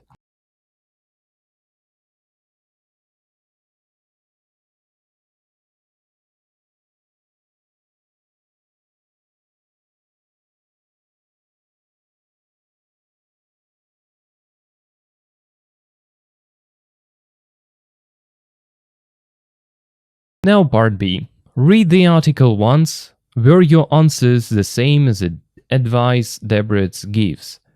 Actually, just compare your ideas of what is said in the article. I hope the task is clear. Read it and answer these questions, but according to the article. Deborah's Guide to Modern Dilemmas. Deborah's is a British publisher which specializes in books about modern manners. For nearly 100 years, Deborah's Handbook has advised the British public on social etiquette, that is, how to behave in social situations. The handbook receives more than 10,000 enquiries a year. Joe Bryant, editor of the handbook, said, "The number of enquiries we receive demonstrates that manners are still hugely important to people. The key is to always consider those around you." The most frequently asked questions have changed a lot over the years. In 1994, one of the most common questions was, "What should you do if you meet the Queen?" And in 2004, people asked, "Is it acceptable to ask for money as a wedding present?" Deborah's has given us a preview of its latest guide to good manners, which answers some of the questions that most trouble the British public today. Social greeting, kissing. Many people are unclear on the subject of social kissing. Debrett's advice is that kissing is not appropriate in many professional situations. On the whole, it should only be used among friends, but not on a first meeting. An air kiss without contact may seem rude or impersonal, so very slight contact is best, but no sound effects are needed. Eating and putting on makeup on public transport. According to Debrett's, you should avoid both. It's inconsiderate to eat smelly food in a closed environment, and applying makeup on public transport makes you appear disorganized. Reclining your seat on airplanes. This is a common problem. Debrett says that it's selfish to recline your seat during short daytime flights. When traveling by plane, always stay within your own space and don't monopolize the armrest. Also avoid kicking the back of the seat in front of you or using it to help you stand up. Giving up your seat on public transport. In a recent experiment, only 20% of London Tube passengers offered to give up their seat to visibly pregnant women. According to Debrett's, passengers should always offer to give up their seat to any individual who is pregnant, elderly, or clearly in need. It is important to remember, however, that it is also rude to aggressively decline the offer of a seat. Eating before everyone is served. The final question is one that we've all asked ourselves. Is it rude to start eating at the table before everyone else has been served? Debrett says that the simple answer is yes, unless the host or hostess, or in a restaurant, the other diners, gives their permission for people to start.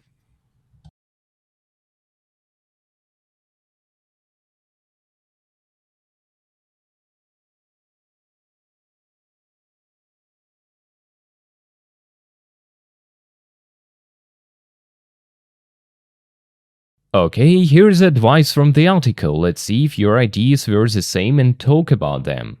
Number 1. When shouldn't you greet someone with a kiss? At work or when meeting someone socially for the first time? Debrett says that in professional situations a kiss can be inappropriate.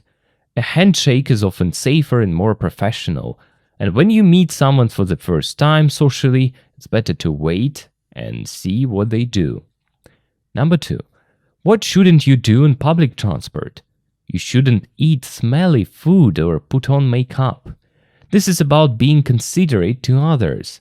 Smelly food can be unpleasant in a closed space like a bus or train, and putting on makeup is seen by many as a private activity, not for public view. Number 3. Should you recline your seat on an airplane? Not on short flights. This is a very common dilemma. Debrett advises to think about the person behind you. On a short flight, reclining your seat can make the other passenger's space very uncomfortable. On a long overnight flight, it might be more acceptable. Number 4. When should you give up your seat on public transport? When you see that a person is pregnant, old, or in need. The key phrase here is or in need. This could include, someone who is injured, looks very, very tired, or is carrying a lot of heavy bags. It's about being, observant and kind. And number 5, should you ever start eating before everyone is served? Only if you have permission. This is a classic rule of good manners. You should always wait for everyone at the table to have their food. The only exception is if the host, so the person who invited you, specifically says, please start eating before it gets cold. Now, part C. Read the article again and look at the highlighted phrases. Try to explain them in your own words. Kissing is not appropriate in many professional situations. It's inconsiderate to eat smelly food in a closed environment. Don't monopolize the armrest. It is also rude to aggressively decline the offer of a seat. Unless the host or hostess, or in a restaurant, the other diners, give their permission for people to start. Try to translate these phrases or explain them in simple English, then check yourself.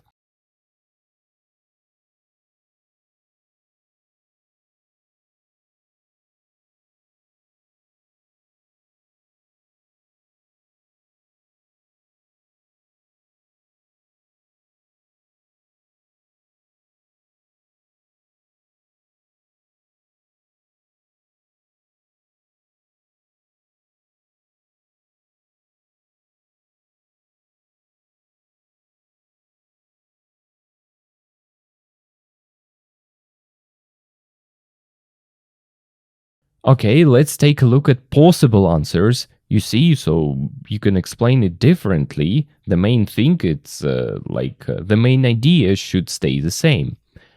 Kissing is not appropriate in many professional situations. It means you shouldn't kiss people if you meet them at work, for example. It's inconsiderate to eat smelly food in a closed environment.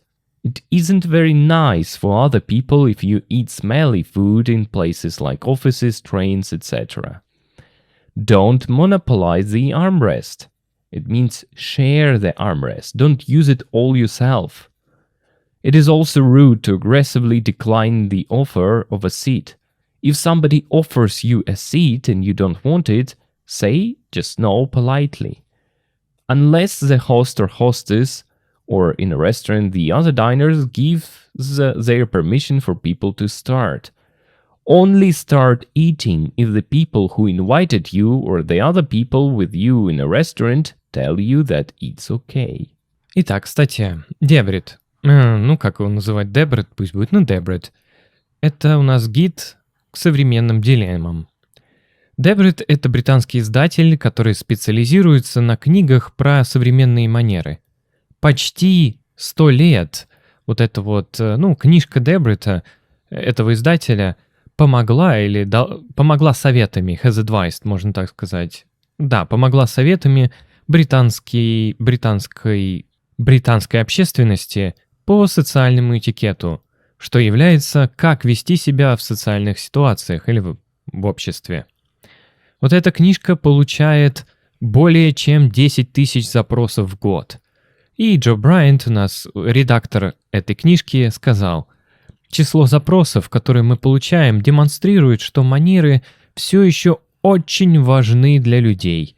И получается, the key is, то есть основная мысль или ключ ко всему, это всегда, то есть имеется в виду принимать во внимание тех, кто вокруг тебя. То есть имеется в виду, что относиться с уважением или проявлять тактность.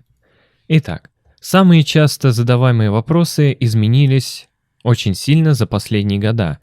Например, в 1994-м один из самых частых задаваемых вопросов было: что мне следует сделать, если встретил королеву? А в 2004-м люди спрашивали, принято ли или нормально ли, или принято в обществе просить деньги в качестве подарка на свадьбу. Дебритс, получается, выдал нам некое превью, то есть того, что будет, из его последнего путеводителя по хорошим манерам, который отвечает на некоторые вопросы, которые больше всего заботят, так сказать, британское общество сегодня. Общественные приветствия, поцелуи. Многие люди все еще, не уверены или не понимают вот эту вот тему, то есть имеется в виду social kissing, то есть поцелуи в качестве приветствия. Дебритс все-таки советует, что поцелуи не приняты, или имеется в виду not appropriate. Так и можно перевести, что поцелуи не принято в большинство профессиональных ситуациях. В целом, это должно быть или это следует только быть использованным среди друзей, но не на первой встрече. Воздушный поцелуй без контакта может показаться грубым или каким-то отвлеченным, то есть имеется в виду обезличенным, можно и так сказать. Вот поэтому небольшой, то есть маленький slide contact, такой небольшой контакт, это самое лучшее. Но никаких, то есть sound effects, но это и так и есть, никаких звуковых эффектов не нужно. Так, дальше. Кушать и накладывать макияж в общественном транспорте. Судя или ссылаясь на Дэвид, вам следует избегать и обоих, то есть имеется в виду как и еды, так и накладывания макияжа. Это очень непредусмотрительно или бестактно есть очень сильно пахнущую еду в закрытом пространстве. Или накладывать макияж в общественном транспорте. Или вот так вот. А накладывание макияжа в общественном транспорте как бы делает вас, имеется в виду, создает вам образ, что вы не организованы. То есть disorganized, то есть такой человек несобранный, грубо говоря. Дальше у нас reclining, да, откидывание спинки кресла в самолетах. И это очень распространенная проблема. Деврит говорит, что это очень эгоистично откидывать спинку назад вашего кресла во время коротких дневных полетов. Когда же путешествуете на самолете, всегда оставайтесь, то есть внутри, то есть в рамках своего личного пространства. Не личного, а вот то, которое под вас отведено. И не монополизируйте, то есть не занимайте целиком подлокотники. Также избегайте, то есть пинания ногой сидушки, получается, впереди вас, или использование этой самой сидушки, чтобы помочь вам встать. Так, получается здесь отказ, или, грубо говоря, то есть уступление своего места в общественном транспорте. В недавнем эксперименте только 20% лондонских посетителей метро или пассажиров метро предложили, то есть уступить свои места, то есть visibly pregnant woman, то есть это женщина беременная, которая еще очень, прям видно, что она беременна, то есть visibly, то есть хорошо видно, что эта женщина беременна. И ссылаясь на, или по словам вот этого издателя, пассажирам следует всегда предлагать уступить свои места любому индивиду или человеку, который, получается, беременна, пожилой или вот очевидно в нужде, или очевидно ему это надо. Это также важно помнить, однако, что очень грубо, агрессивно отказываться от предложенного места. Итак, кушать, прежде чем принесли еду каждому. И вот финальный вопрос или последний вопрос, это тот, о котором мы все себя когда-либо спрашивали. А грубо ли это начинать кушать за столом, прежде чем всем принесли еду? Можно так это перевести.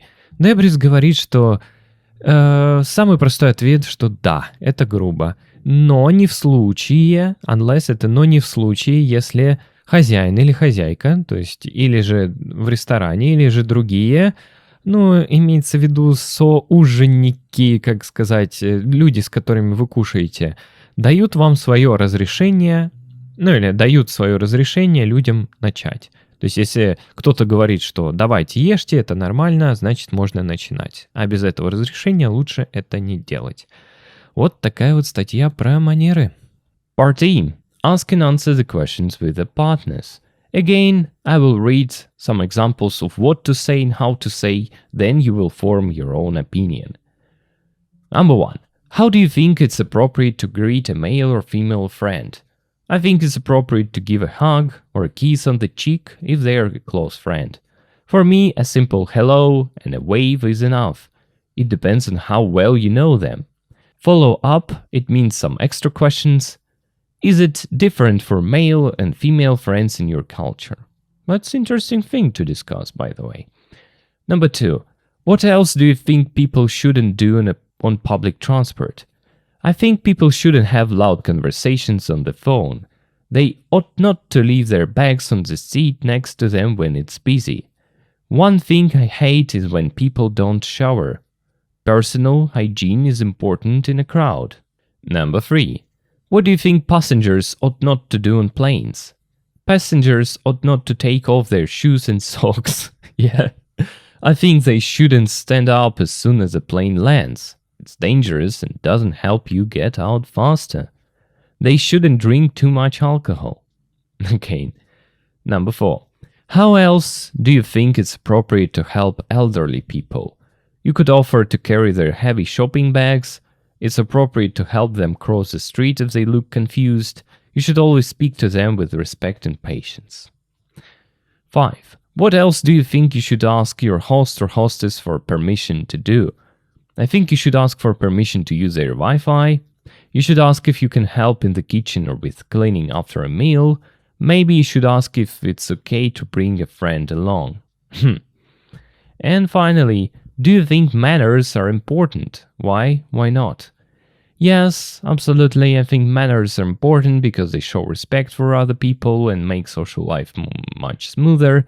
Yes, but I think the most important thing is to be kind. Sometimes the old rules are less important. Look, don't worry about these examples, they just examples. I mean, they are designed to inspire you to say something, okay?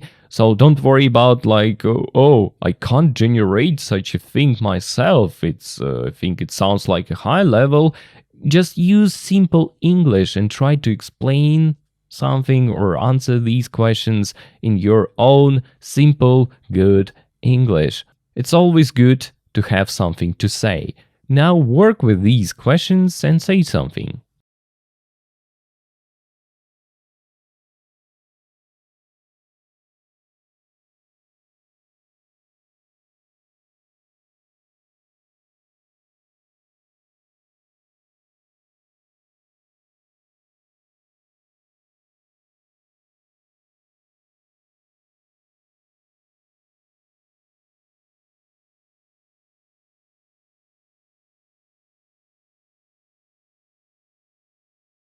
Listening, a radio program about rude relatives. We're going to listen a radiophone-in show where people call to talk about problems with their rude relatives. An etiquette expert named Sarah gives them advice.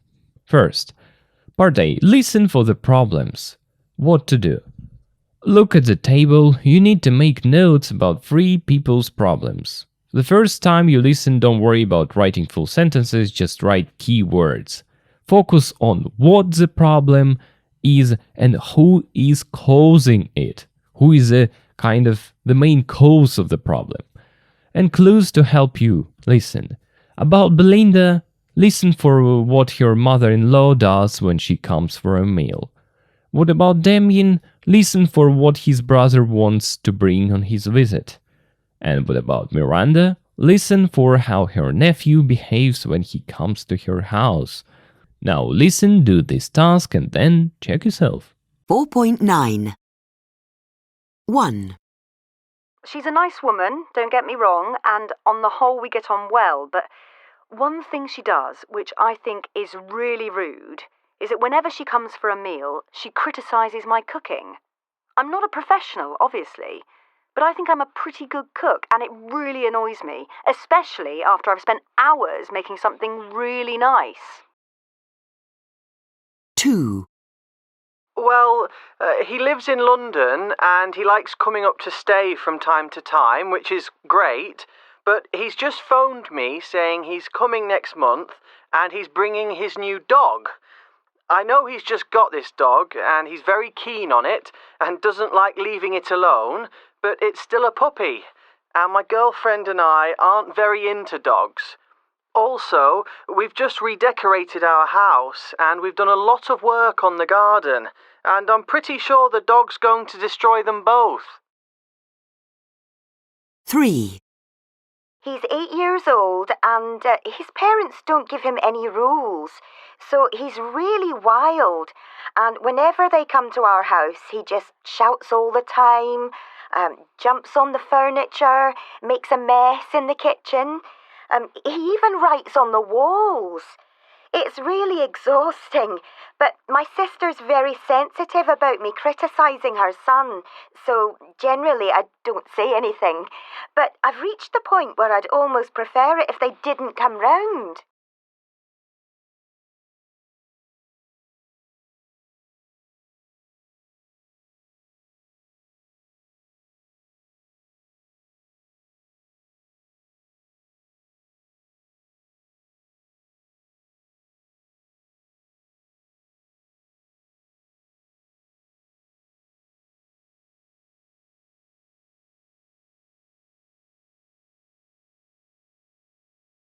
Part B. Give your own advice. Okay, talk about each problem. Discuss with yourself what would you say to these people. What should they do? You can use the grammar. Try to use phrases like I think she should, he ought to, or he should. Why doesn't he do this or do that? He mustn't, he has to, and so on. Just try to give your own personal advice for these situations.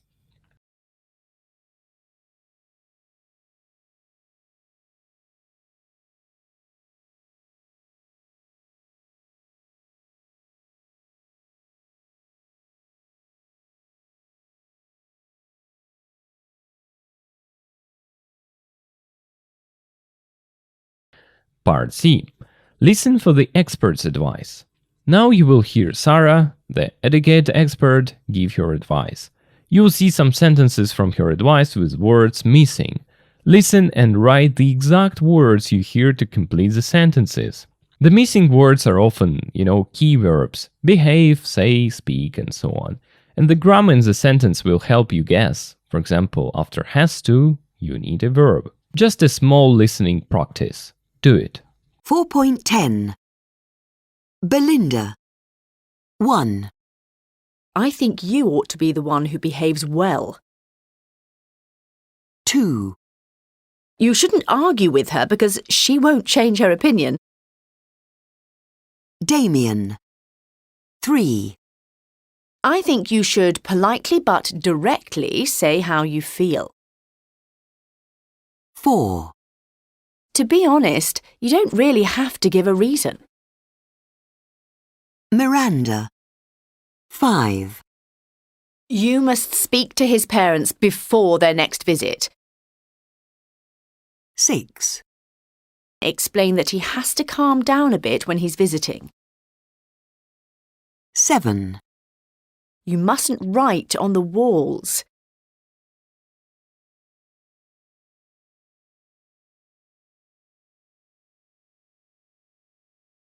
4.10. Belinda. 1. I think you ought to be the one who behaves well. 2. You shouldn't argue with her because she won't change her opinion. Damien. 3. I think you should politely but directly say how you feel. 4. To be honest, you don't really have to give a reason. Miranda. 5. You must speak to his parents before their next visit. 6. Explain that he has to calm down a bit when he's visiting. 7. You mustn't write on the walls. Part D. Listen and discuss. What to do? Now listen to the complete program with the callers and the experts' full advice. After listening, discuss with yourself, do you agree with Sarah's advice? Why or why not? Is there anything else you would suggest? Maybe you have a better idea. For some examples, I agree with Sarah's advice for Belinda. It's a very mature way to handle the problem. I'm not sure about her advice for Damien. I think it's too direct. Maybe he should, and so on. What is your main task? Listen, try to understand main ideas and her advice, and then discuss this advice with yourself. Do you agree with this advice or you don't agree with it? After that, you will listen this audio one more time, but with an audio script, and we are going to translate it as well. 4.11.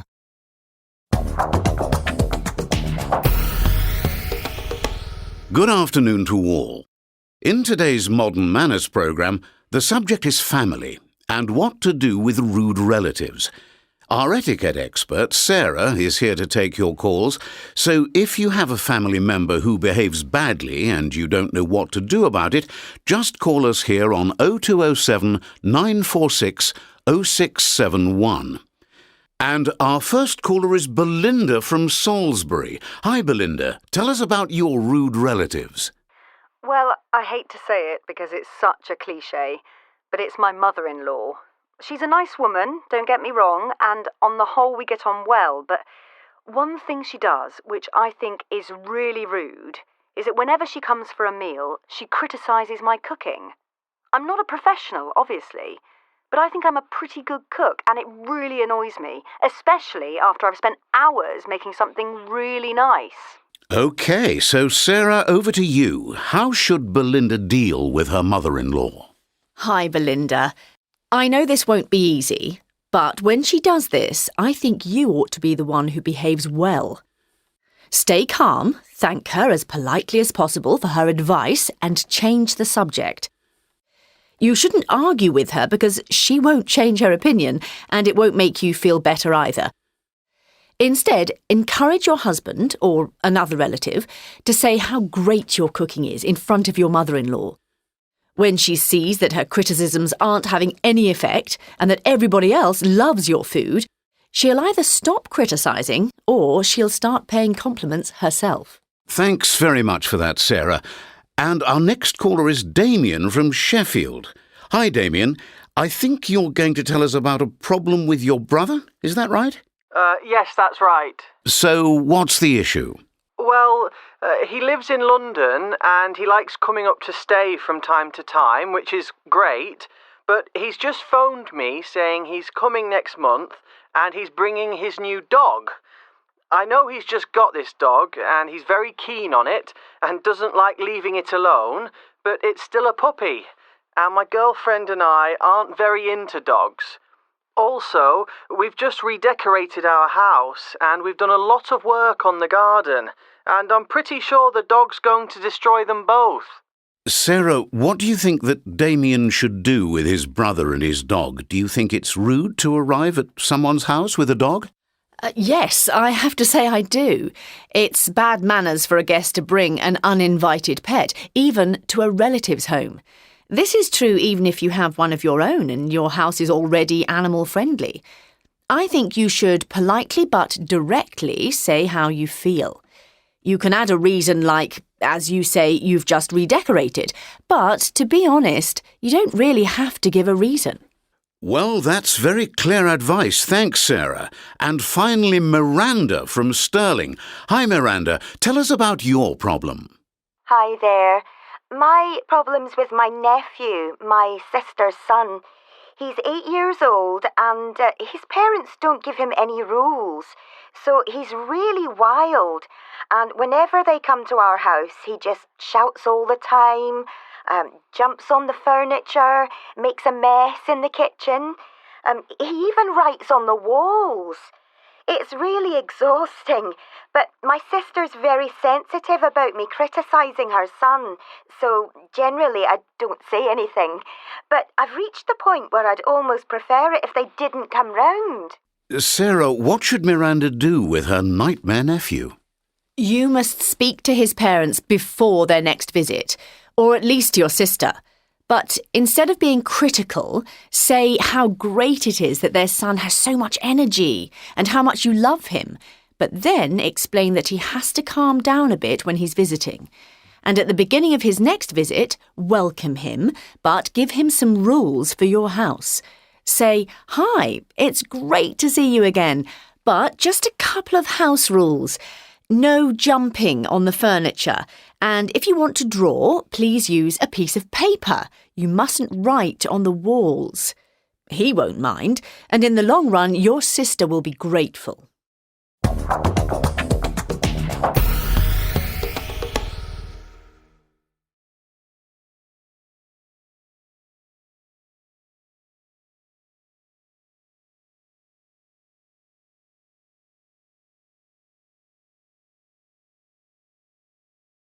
.11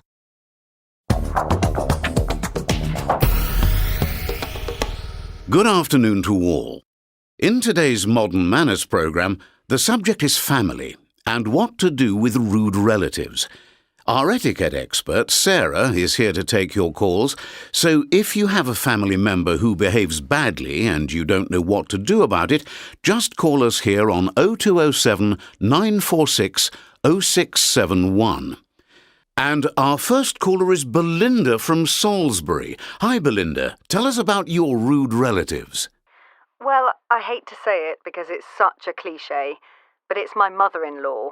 She's a nice woman, don't get me wrong, and on the whole we get on well, but one thing she does, which I think is really rude, is that whenever she comes for a meal, she criticises my cooking.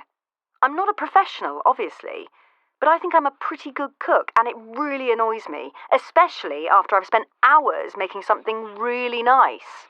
OK, so Sarah, over to you. How should Belinda deal with her mother-in-law? Hi, Belinda. I know this won't be easy, but when she does this, I think you ought to be the one who behaves well. Stay calm, thank her as politely as possible for her advice, and change the subject.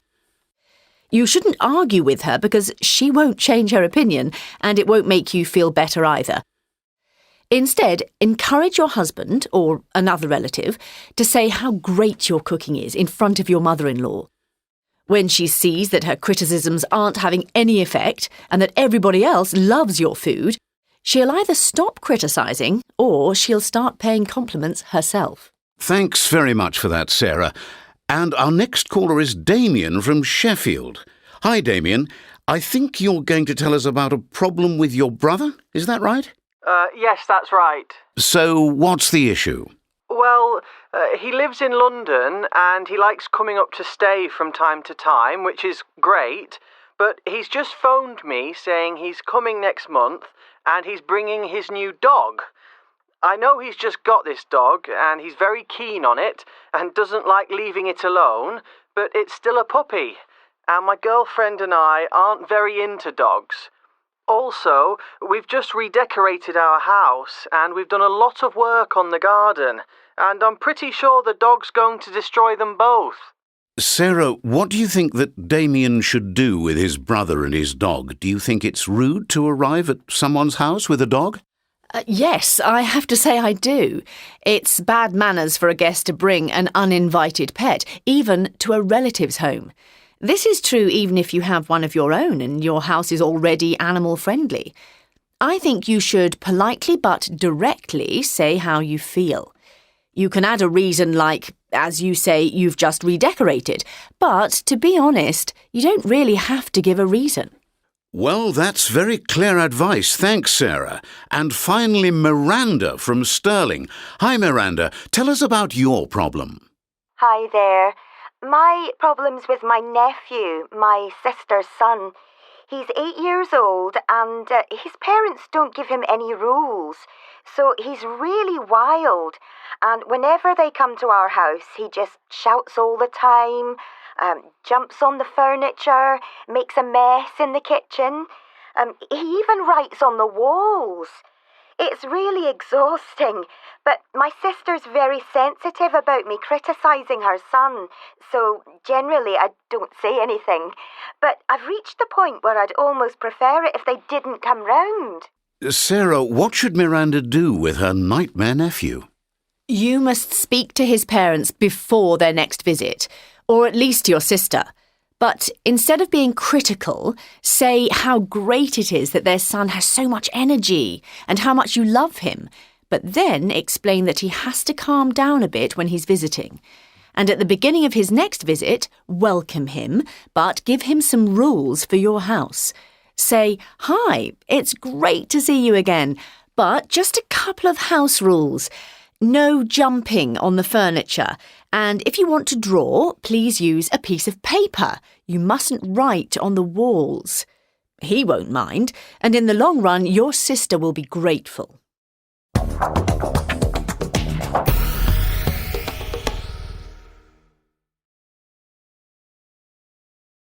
Итак, настало время перевести и разобраться в том, что было сказано. Ведущий Белинда, Сара, Демьян, Миранда. Доброго всем дня!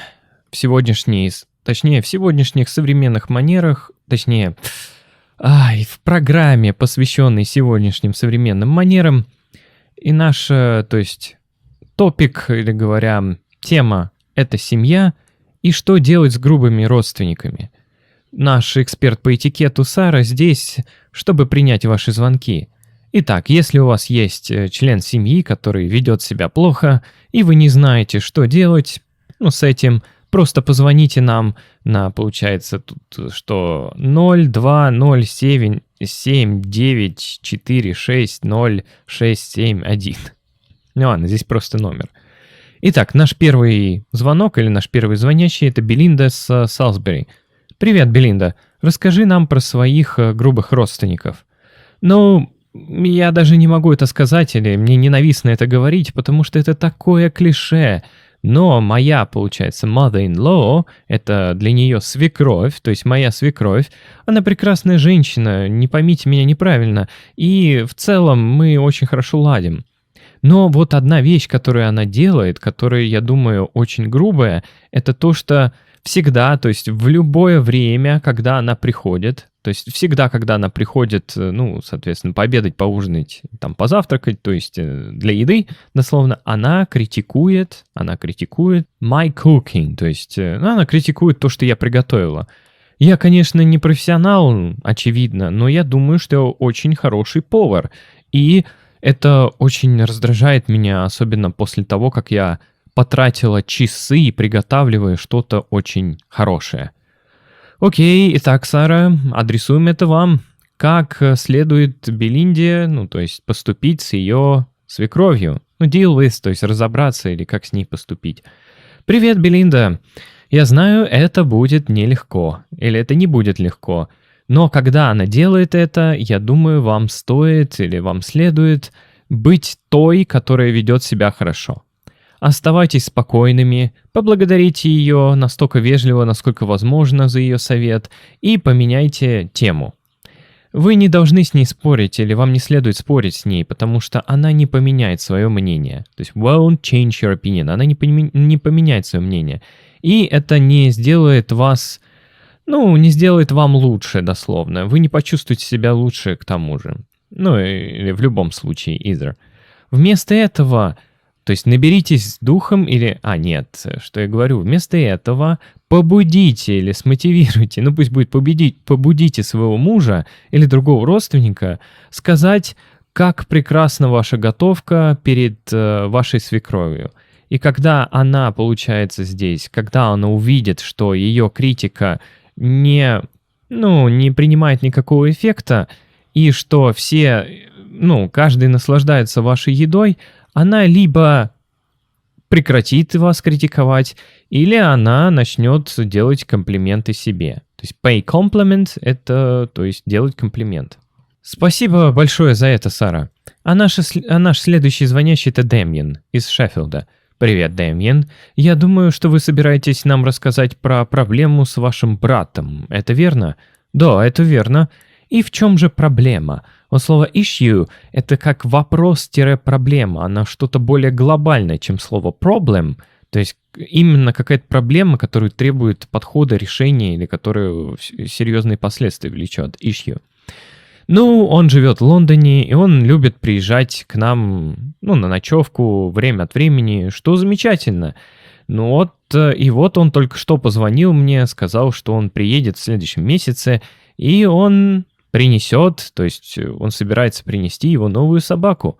Я знаю, он только что получил эту собаку, очень, very keen on it, имеется в виду, этим всем увлекается, ему дорогая эта собака, то есть ему это все очень нравится, то есть с этой собакой. И он не хотел бы оставлять эту собаку, одну. Но это все еще щенок, и моя девушка, и я не очень-то любим собак. То есть, что имеется в виду, my girlfriend and I aren't very into dogs. То есть, мы не по собакам, мы не собачники. К тому же, мы только что, получается, сделали ремонт в нашем доме, redecorated. Это такой косметический ремонт в нашем доме. И мы проделали много работы в саду. И я вполне уверен, что собака... по сути, уничтожит и ремонт в доме, и сад, огород тоже, то есть и то, и то. Сара, как вы думаете, что Дамьену следует сделать с его братом и его собакой? Вы думаете, это грубо прибывать в чей-то дом, приезжать в чей-то дом с собакой, with a dog, соответственно, с собакой? Да, я вынуждена сказать, я так думаю. Это плохие манеры для гостя приносить с собой, то есть неприглашенного питомца, даже в дом родственника. Это правда, даже если вы, имеете one of your own in your house is already animal friendly, это причем даже если у вас тоже есть питомец свой собственный, have one of your own, свой собственный питомец, а ваш дом как бы animal friendly, то есть спокойно относится к животным. То есть, имеется в виду, вы готовы пригласить в дом животное и так само по себе. Я думаю, что следует, то есть вежливо, но прямо сказать о том, как вы чувствуете. Вы можете добавить причину по типу, вот как вы говорите, то есть вы только что закончили косметический ремонт, и, честно, вообще вам не нужно давать этому причину. То есть, на самом деле, вы можете сказать причину, почему вы не хотите собаку в доме видеть, либо можете вообще об этом не заморачиваться. Здесь как-то так. Это очень, то есть здесь не то что очевидный, очень ясный совет. Спасибо, Сара. И в конце концов, Миранда из Стиринга. Привет, Миранда. Расскажите про вашу проблему. Всем привет. Моя проблема с моим племянником, сын моей сестры. Ему 8 лет, и его родители, вообще не дают ему никаких правил. То есть ему позволяют делать все, что угодно. Поэтому он очень дикий, то есть испорченный. Не испорченный, wild, то есть он очень дикий. И всякий раз, когда они приезжают в наш дом, он просто орет все время, прыгает на мебели, то есть устраивает беспорядок на кухне. Он даже пишет на стенах. Это очень утомляет, то есть exhausting, это бесит, утомляет. Но моя сестра, то есть моя сестра, очень чувствительна к тому, что я критикую ее сына. Поэтому, в общем, я не говорю ничего. Но я достигла такого момента, где я бы предпочла, если бы они вообще не приезжали. То есть уже накипело. Итак, Сара, а что Миранде следует делать с ее, nightmare nephew? Nightmare — это кошмар, nephew — племянник, то есть племянник из кошмара, если так. Вы должны поговорить с ее родителями, с его родителями, извиняюсь. Вы должны поговорить с его родителями, прежде чем они, следующий визит, то есть в следующий раз они приедут. Или, вот это at least, по крайней мере, с вашей сестрой. Но вместо того, чтобы быть критичной, имеется в виду, чтобы сразу подвергать ее критике, скажите, как замечательно это будет, если, что их сын имеет столько энергии, и хорошо, что вы очень сильно любите его, но затем объясните, что ему, необходимо будет, или ему придется успокоиться чуть-чуть, когда он в гостях. То есть, когда он посещает вас. И поначалу, или в начале следующего его визита, то есть встретьте их, welcome him, то есть встретьте его, но дайте ему сразу некоторые правила в вашем доме. Скажите: «Привет, очень приятно увидеть тебя снова, но вот несколько правил в доме. Никаких прыжков на мебели, и если ты хочешь порисовать, пожалуйста, используйте листочек бумаги. То есть тебе нельзя рисовать на стенах. He won't mind, and in the long run your sister will be grateful». Ага, то есть она говорит, что он не будет против такого события, он не будет против. А вот in the long run имеется в виду в долгосрочной перспективе, это можно так перевести, то есть на длинной дистанции, в долгосрочной перспективе ваша сестра будет grateful, то есть благодарна. Вот такая вот аудиозапись была. Куча всего, хотя заданий к ней, по сути-то, и не было. Только послушать да понять. Ну что ж, вот остался последний рывок. Переходим к следующему заданию. Part number 7. Speaking. Read the questionnaire. What do you think? Mark each thing. Good manners, bad manners, or an I not important. In groups, compare your opinions for each thing and say why. I don't think people should. I think it's rude, selfish, inappropriate, bad manners too. I don't think it's important to. I don't think you have to. I hate it when. I don't mind it when. It really annoys me when. Okay, so let's do it kind of in a usual way. Let's just discuss each sentence here and then say our opinions. Okay, I'm quite excited about this because I enjoy talking and speaking. Okay. When greeting people, use more formal language when speaking to an older person. I think it's a rude thing to do. It's definitely bad manners in this case. If you speak to an older person, you should use polite language. It's my opinion and I believe in it. Next is, kiss somebody on both cheeks when you meet them for the first time. Look, I think it depends on culture, because maybe in some cultures it's okay, but in my culture it's inappropriate to do it, and I think it's quite rude to do it. So we don't kiss each other. Next is, when greeting people, use your partner's parents' first names. Yeah, I think we should be careful about that. For example, I always talk politely to my partner's parents.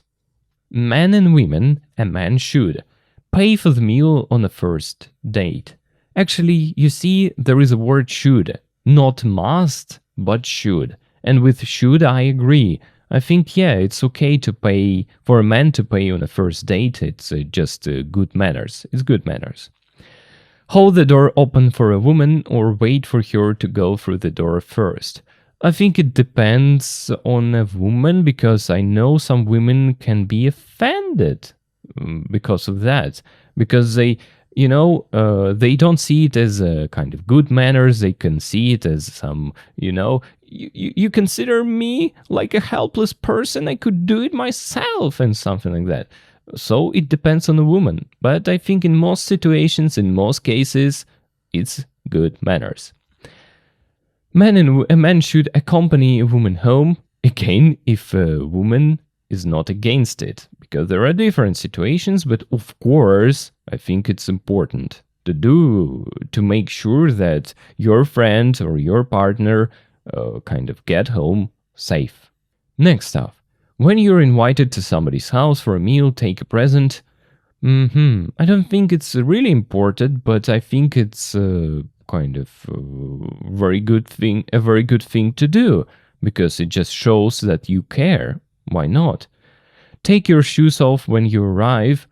I think it's a must-have thing to do. I think everybody must do it. Especially in my culture, we all do it. Criticize the food. For example, if it's too cold, salty, etc.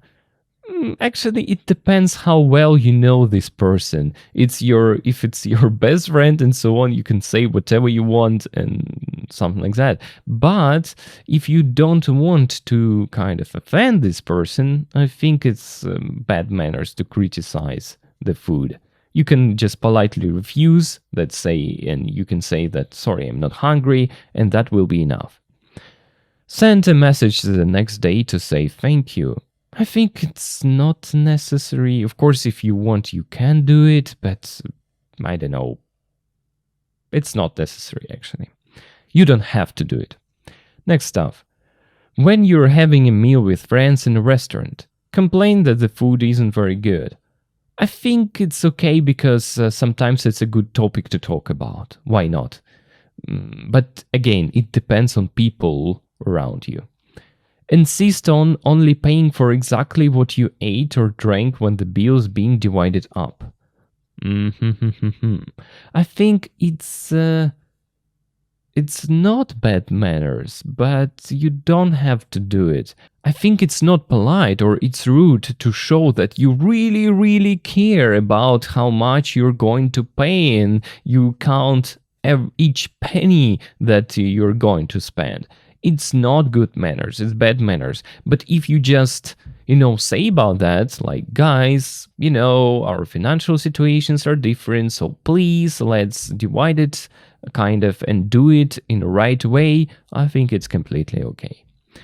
Next is be very affectionate with your partner. What does it mean? Like, you're having a meal with friends, you always kiss your partner, you always hug your partner, you always show that you love her or him and so on. And I think it's inappropriate. For me, it's bad manners because other people can get annoyed by looking at it. Yes, for some people it's cute, But I think when you are having a meal with friends in a restaurant and so on, so don't be so affectionate with your partner. No, I think it's bad manners. For example, I don't like watching these couples, who always kind of kiss, who always hug, who always tell sweetie things to each other. It really annoys me. I don't know why, and so on. So I don't do it with my partner, such things. When we when we go out and eat out and so on. Next is, on social networking sites, post a photo or video clip of a friend without asking their permission. Again, it depends on a friend. If it's your best friend, you just don't care. But actually, I think it's good manners to ask for permission first in this case. Next is, make a negative comment about somebody's photo. It depends. If it's a kind of healthy criticism, I think it's appropriate thing to do. But if it's just trolling, no. Of course, it's bad manners, and I don't think you have to do this. Post a private message or conversation. Again, it depends, but I think nobody wants to see their private message or conversation published, and it's a nightmare. So I think it's very, very rude. Okay, it's my opinion, so I think you partly agree with me, you partly disagree with me, and now it's your time to work with it.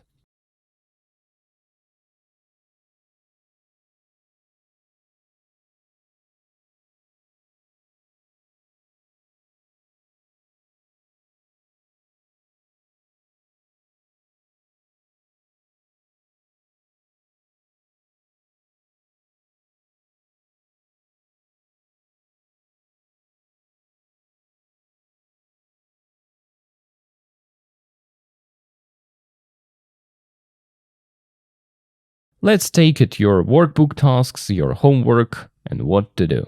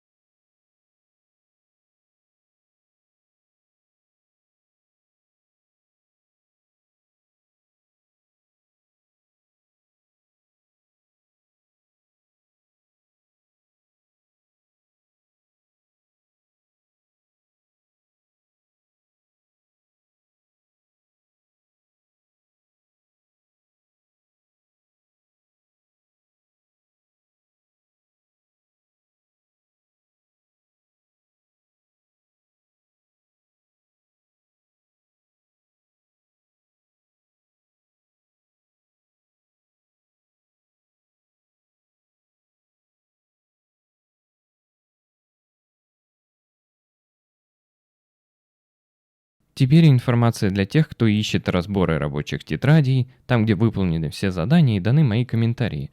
Заходите на любой урок по курсу Intermediate и переходите в описание. В описании первая ссылочка стоит у нас здесь Subscription to Boosty, Workbook Answer, Keys Here. Щелкайте на данную ссылочку и переходите на сайт Boosty. Далее производите регистрацию, то есть любым удобным способом. После этого вы можете оформить любую из данных подписок. В самой первой подписке Student разобраны рабочие тетради. После того, как вы подписываетесь, переходите в главное меню, где есть удобная навигация. Вот здесь English File Elementary, English File Pre-Intermediate, English File Intermediate. В принципе, то, что нам нужно. Щелкайте на данную ссылочку в Workbook, вас переносит к данному посту. Там будут даны ссылки на видео с разборами рабочих тетрадей. Они будут постоянно обновляться, то есть выходит новый юнит, автоматически здесь появляются разборы и рабочие тетради. Это поможет вам лучше разобраться в домашней работе, ну а мне в свою очередь поможет продолжать выпускать данные видеоролики, потому что, ребят, честно, без вашей поддержки делать это очень-очень тяжело. Спасибо за внимание. Переходим к заключительному слову. Okay, Unit 4A, bad manners. Final word. Well done. You have completed Unit 4A. Let's take a quick look back at what you can do now. You can use new phone language like the line is engaged or busy, I was cut off and he hung up. You can give rules, talk about obligations, and give advice using have to, must, and should more confidently.